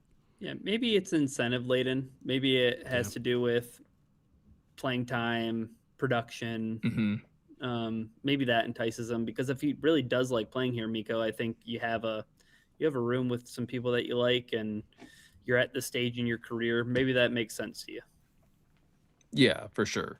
I do kind of like my ears perk up a bit, Jeremy, when you start talking about like what the Lions are willing to pay for an aging defensive tackle or what they're willing to pay to keep some of their players. When you start looking, like I said earlier, you start looking at this defense and some of the needs that they still have. Are you concerned that maybe they're playing it a little too close to the vest when it comes to the finances of bringing in guys, or do you think that they're just trying to? Or are they maybe really negotiating on the back end with some potential free agents and they're just trying to make sure that they get the right guys? It's hard to say, right? Like I said, I do think there's still a lot of talent out there, especially at the edge position. I do think it's a little bit drier at defensive tackle, but that's, if you're seeking a nose type, you can always kind of generally get a guy and, get like an Isaiah Buggs type of signing and just be fine with it. Like, it doesn't have to be a fancy guy. It doesn't have to be this veteran with a ton of experience. It doesn't have to be this huge pass rush guy in terms of the role that they need. So I think they can go cheap there. My questions are really more in the secondary. Like I just don't have a good sense of what their plan is. I don't have a good sense of where the guys that they have on the roster are in terms of reliability. And we've had like no indication from Detroit what they want to do there. And so that's where I think maybe, I mean, obviously they're going to spend on edge. They have to. Like they don't have bodies there. But outside of that, I'm super curious what they're going to do at defensive back, because that to me, there's so many questions and so few answers right now. And I'm not happy that they've not spent on that position. I don't know that they won't, because we're 2 days into free agency and I'm not going to make sweeping generalizations of their strategy, but something's got to be done, both at edge and I think at the defensive backfield, to make me feel good about the defense. Yeah, I just wonder if you can read that in another way too and say, well, they haven't made any moves at safety specifically. I mean, maybe you want to count Rocky Scene as a guy who could moonlight there, but much in the way that they went out and it was like Cade Mays, day one, we need a center. We're not messing around with this whole like, oh, Tate Ratledge didn't look like a fish out of water thing. They don't come out and get a safety in day one, day two. If you don't see them sign like a safety per se, I guess I have to read that as like an encouraging development for Branch and an encouraging development for where Kirby Joseph might be if they're not addressing that. I have to imagine that if that's going to be a problem on day one, Miko, they would address that. They would take care of that.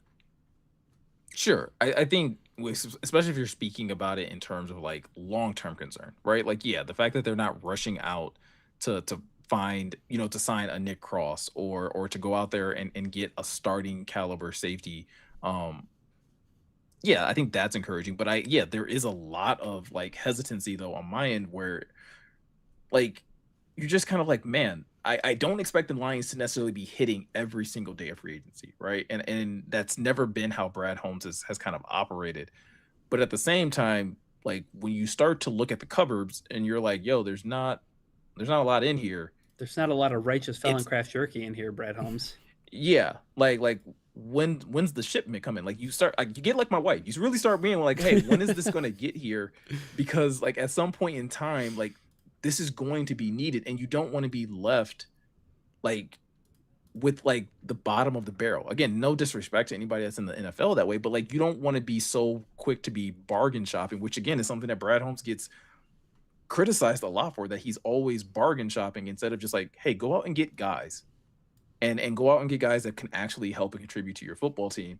I think that's a legitimate concern when you start looking at the fact of like, man, they haven't signed an edge, man, they haven't signed another corner or another depth safety to kind of help the group. They've only signed one linebacker.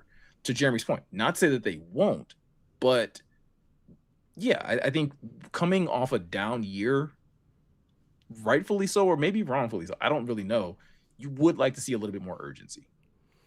I guess. To me, I don't want to overreact to the small sample size here. I don't want to, because we were talking about this right before we came back from break. Like, are there a lot of deals out there that have been made that you're like, oh God, the Lions should have done that? Like maybe one or two. There's not a ton. There's a lot of like very expensive deals. And I think the reputation of Brad Holmes is somewhat unfair in free agency. Like he has made some splash signings, right? The irony of the situation is his worst signings have been those ones. His worst signings are the Cam Suttons. DJ Reed is kind of on that track. I think he actually has a relatively good track record with free agency, and all you have to do is look at last year. Like, we're begging to get Rock Ya-Sin back. We're begging to get Avonte Maddox back. We're begging to get Roy Lopez back. These were not big day one, day two of free agency signings, right? These were like second wave of free agency signings. Right. And so we had like, that's what I'm like, maybe it's Cope. Maybe it's 100% Cope. Like, this team has nothing. I'm just leaning on, but I think Brett Holmes deserves some credit for finding those kind of guys in the past. And this has been his relative strategy for most of the time. And in fact, the times when I feel like he strayed further and further from this strategy of like, let's just get these value deals, that's when things have gotten the worst.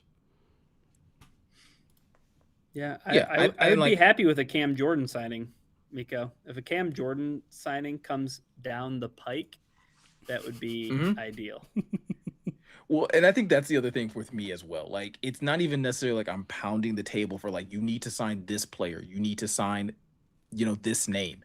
As much as it is like, you kind of just want to feel like, okay, that you guys, like, I think someone asked this question during our break about like, hey, is the strategy for free agency going to look or feel different?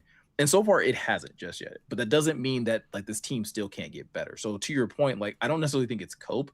There is a reality to that. Like free agency is not just 1 week. It is not like one you day. can't make addition. Yeah, there are still so much time for deals to be done, and a lot of the deals that have been done, to your point, are not deals that you even expected the Lions to make in the first place. Are there players that you were like, man, it would have been great if the Lions could have got Bradley Chubb? Yeah, but realistically, did you think the Lions were going to make a play for Bradley Chubb? No, right? You didn't. We all were fairly confident the Lions he weren't was gonna be able injured to make a play.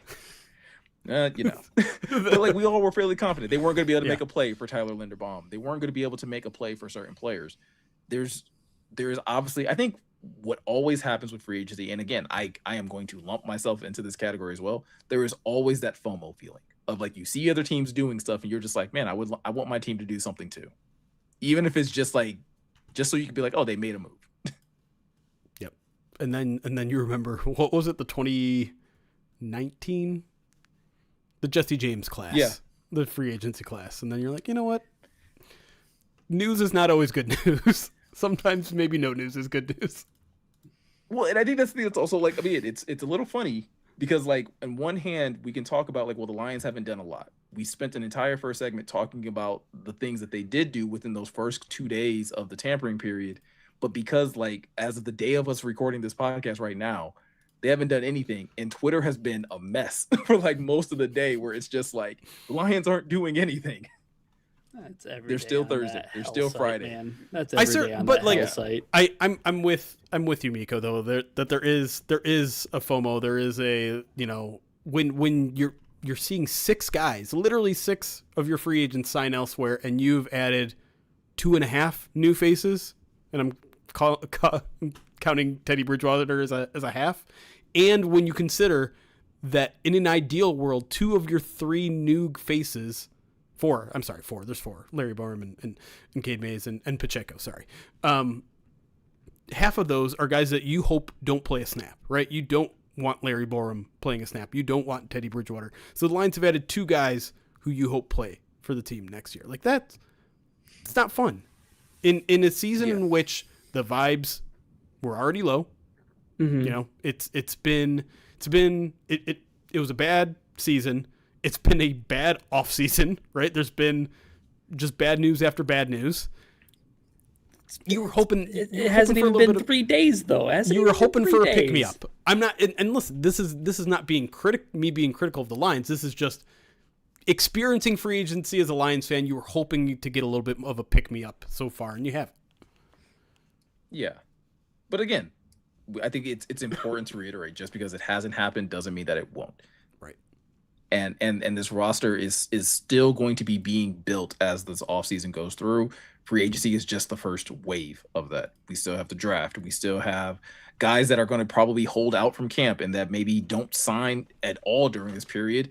And you're going to have an opportunity to sign guys going into training camp and things of that nature. So it sucks in terms of like not getting that instant excitement from seeing a name being attached to the Lions, you know, scroll past the ticker, but there is a level of patience. I know no one wants to hear it right now, but like that is the reality of it at the end of the day. They also got a starting center on day 1. And I know, like, whether you feel great about it or not, like, I think we all didn't want Tate Ratledge starting at center.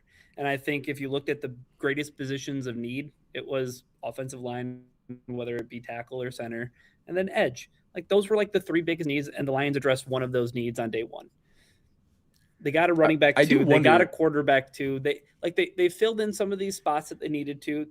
Do they need starting players at other positions? Yes, they do. And there's still a draft to happen, and there's still more free agency to happen. So like I do get the, oh man, my team is spending money and it's awesome and it's great. Well, again, look at the top of those. I mean, like the Titans are spending money. The Commanders are spending money. The Raiders. The Raiders are spending money. The Raiders are spending money and reassuming money. Yeah. I think, like I said, that there's a lot that I think we all as a collective fan base like have to take a minute and breathe. No one wants, like I said, no one wants to hear it. No one wants to have to like take on a stance of like cope in a sense, but like that is just the reality of how everything is kind of playing out right now. All right, guys. I don't know. I feel like we hit everything for like, at least the first little wave of free agency. There's, like we said, there's still a lot to kind of unfold over the next couple of days. R.I.P. Khalif Raymond. Didn't get a mention on the podcast, but I'm sad to see him go. Especially I'm extremely sad. But I'm also more angry. I'm also more angry than anything. All right, it's straight Arthur meme fist clenched vibes over here. Because like, Khalif, you could have went anywhere. You literally could have went anywhere else, and I'd have been so happy for you. But Miko, haven't you heard? So many Lions are following Ben Johnson to the Bears. That was an Antoine Randall move. You can't convince me otherwise. Oh, there you go. Yeah, that makes sense. That makes sense for sure. It's all right. Dominic Lovett season loading. Guys, this was just a successful podcast in the sense that no Lions news broke during the duration of it. I would say I'm shocked, but the way things have been going, I guess I shouldn't be shocked. there's that wet blanket. I was fully prepared for us to like literally get through the intro and Jeremy to be like, I gotta type. Like that was literally how I prepped for today. Yeah. But with that said, guys, if you guys are looking to stay locked in on all of the free agent news, whether it's signings, whether it's questions about the signings that are coming in, or even any type of rumor mill, you can find all of that over on prideofdetroit.com. There is a free agency tracker as well as an article that is kind of just keeping track of all of the offseason moves, players that have signed elsewhere, players that have gone unsigned, trades that may have happened. All of that can be found over on the POD website as well. If you want to get any type of video content, you can always do that over on the YouTube channel at youtube.com/prideofdetroit. Morgan and I have been basically putting out like as quick of reactions as we possibly can. So again, if a signing happens, we'll try to get to it that same day. If not, we're going to get to it. It's just, it might take us a minute. But like always, if you want to enjoy this podcast in its live format, you can also do that by heading over to twitch.tv/prideofdetroit. You can also do it on YouTube, but Twitch is kind of also the place where you can kind of get a few more extra goodies by just kind of hanging out with us. And there's some really cool things that you can kind of interact with while we're live streaming. So with all of that said, I'm Miko. He's Jeremy. He's Ryan. Thank you guys for taking the time to watch and listen, and we'll see you guys in the next one.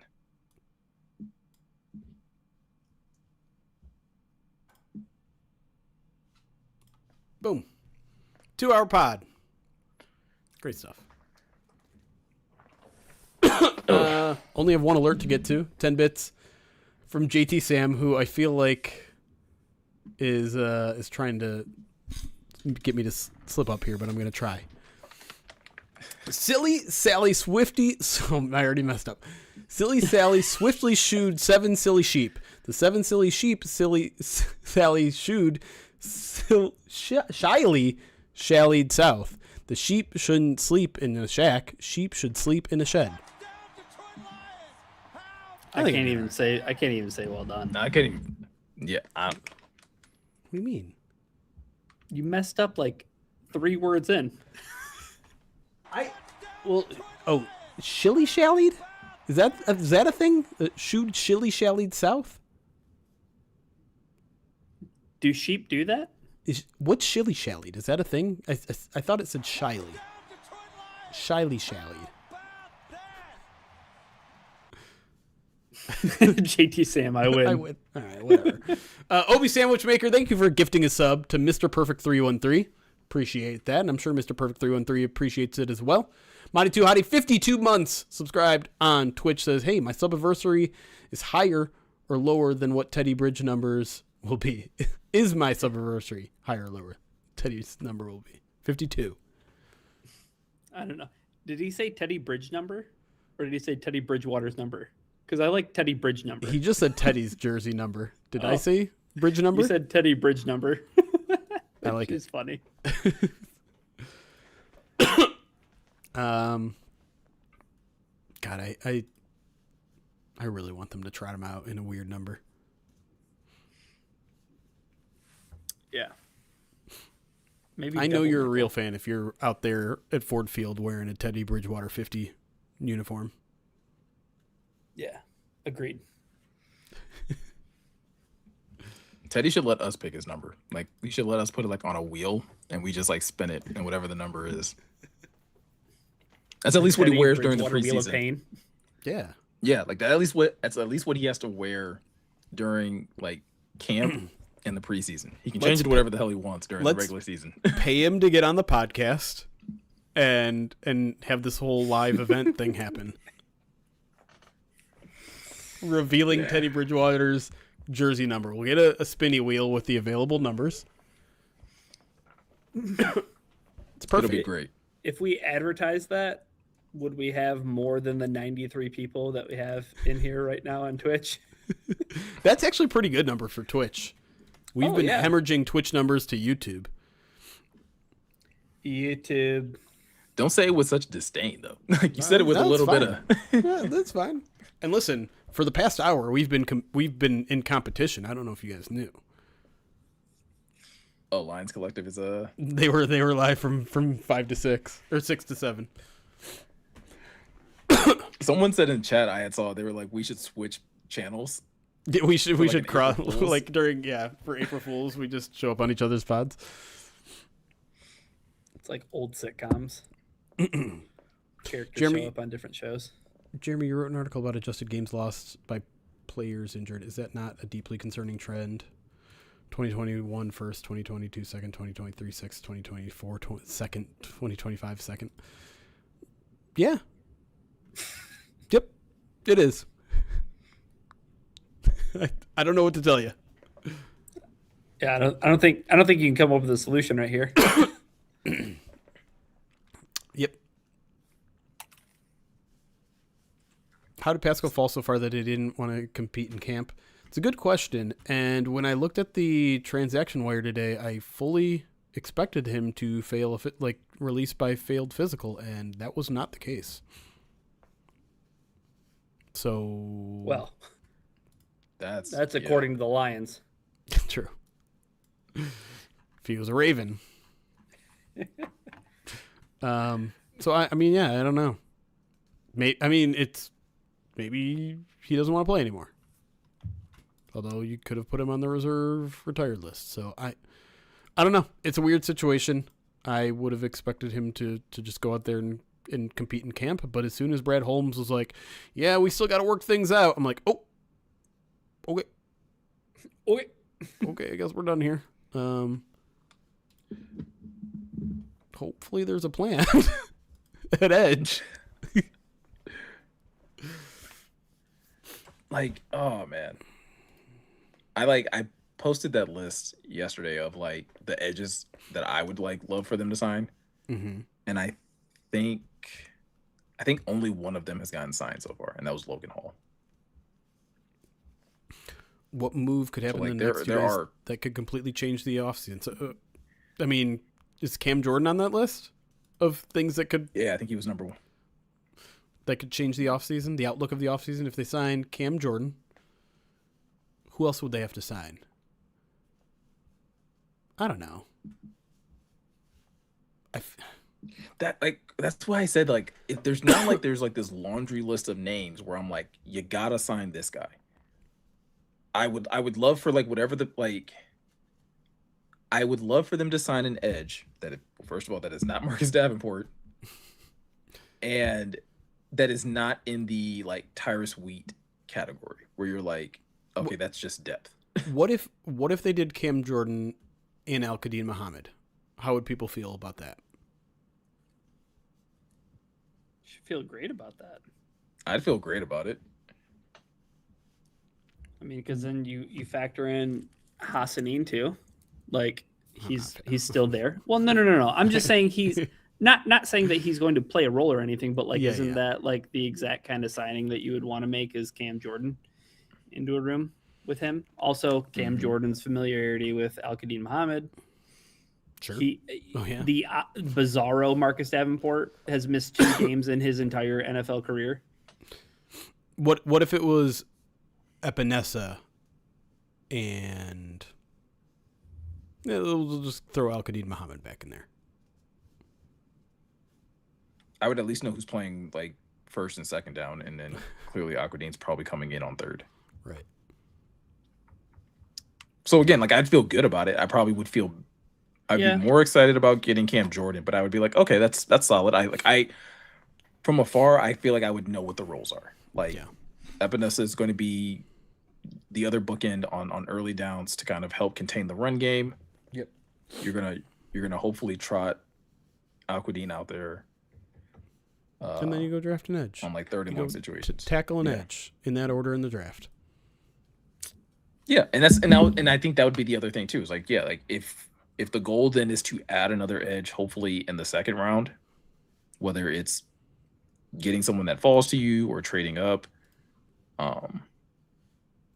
like great, or trading into the third round, should I say? Not necessarily trading up in the second, but maybe trading into the third.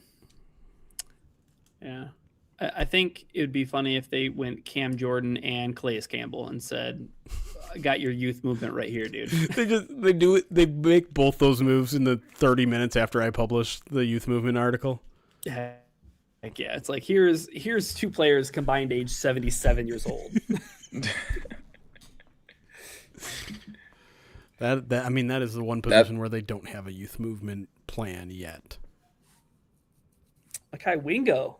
Is anybody talking about Makai Wingo?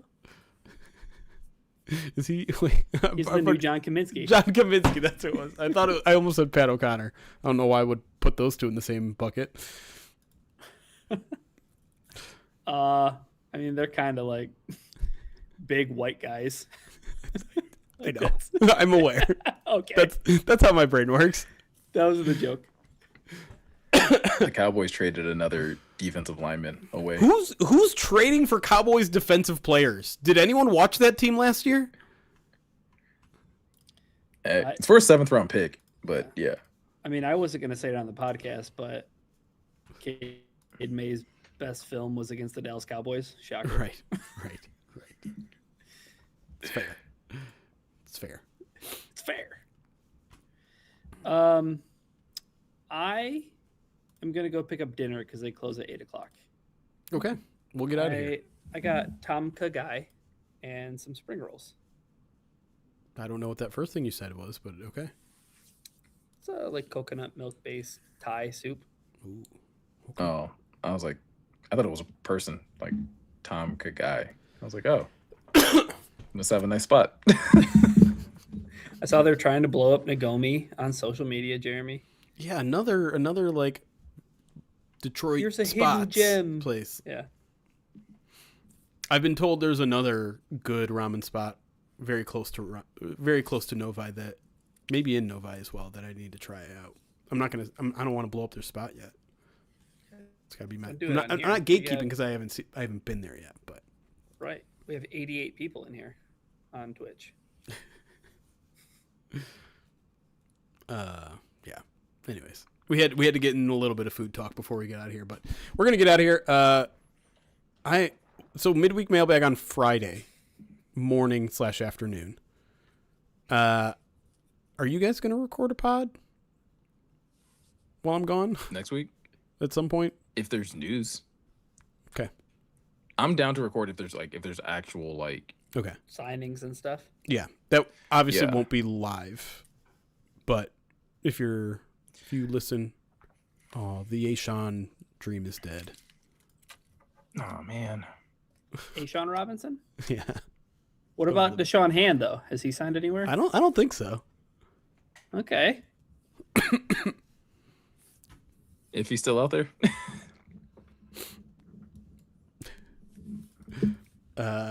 But anyway, he's gotten way more engagement than I thought it would. By the way, which one? I I can't remember who posted it first, but I retweeted someone that was like, "Hey, what about bringing Iffy back?" And I was like, "Hey, if they can't get Avante, I would absolutely take Iffy back." And it's got over 100 likes. And I was like, "Oh, I expected way more backlash to this."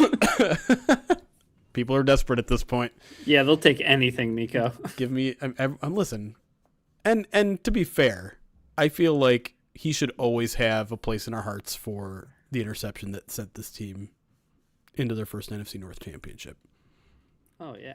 That back half of that season was incredible. 2023 season. Yeah. Yeah. Was it? Yeah. It was like 4 he just sacks, had like a string 5 of interceptions. Yeah. It was That crazy. Game, the game he had against the Broncos is like probably the game that stands out the most to me. He was just a menace. Yeah. It was like because that did they already have BB that year? Yeah. That was BB's rookie year. Yeah, that was the year that I was like, I don't think BB's ever going to safety. Like if he's gonna play like this forever, BB's gonna be a nickel for a while. They had that season they had BB, they had Kirby, they had Iffy, and they had CJ, right? They had Gardner Johnson that year. Yeah, for a little bit, or at least Oh, he's also out there. He is also out there. Oh boy. Yeah. Fans would That signing would hit so differently. If we've gotten to a Remember when point they did where sign him? fans would welcome him back, like we know the fandom is in a very tough spot. Bring back the masks. One fan I know that would. People There's just one fan I know would not be bring happy their blue about ski it. masks.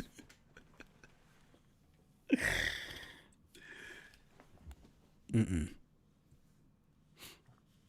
right. Lions. Davenport I just wanted to before put it him. last. Wow. Okay. This is a good question of the day for tomorrow. Who should the Lions bring back, Marcus Davenport or C.J. Gardner Johnson? Someone said Davenport. Oh hell no.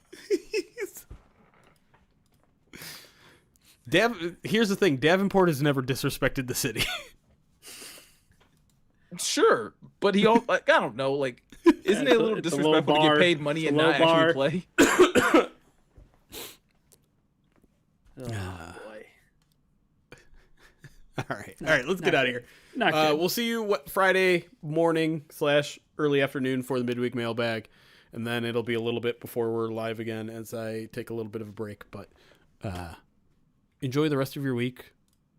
Head over to our YouTube page because if you're still seeking a bunch of video audio content from us, Miko and Morgan are all over it. I know you guys are going to be active for the next couple days. Maybe, hopefully, if you can get around some YouTube things, even do some film stuff with the new guys. But we'll see. Yeah, we're gonna try. We are really gonna try, and we'll figure it out. Yeah, but they're doing a ton of good work over there, and they should scratch that itch for you guys while the podcast takes a little bit of a break here. So enjoy it. Go enjoy your coconut soups that I've never heard of, and we'll see you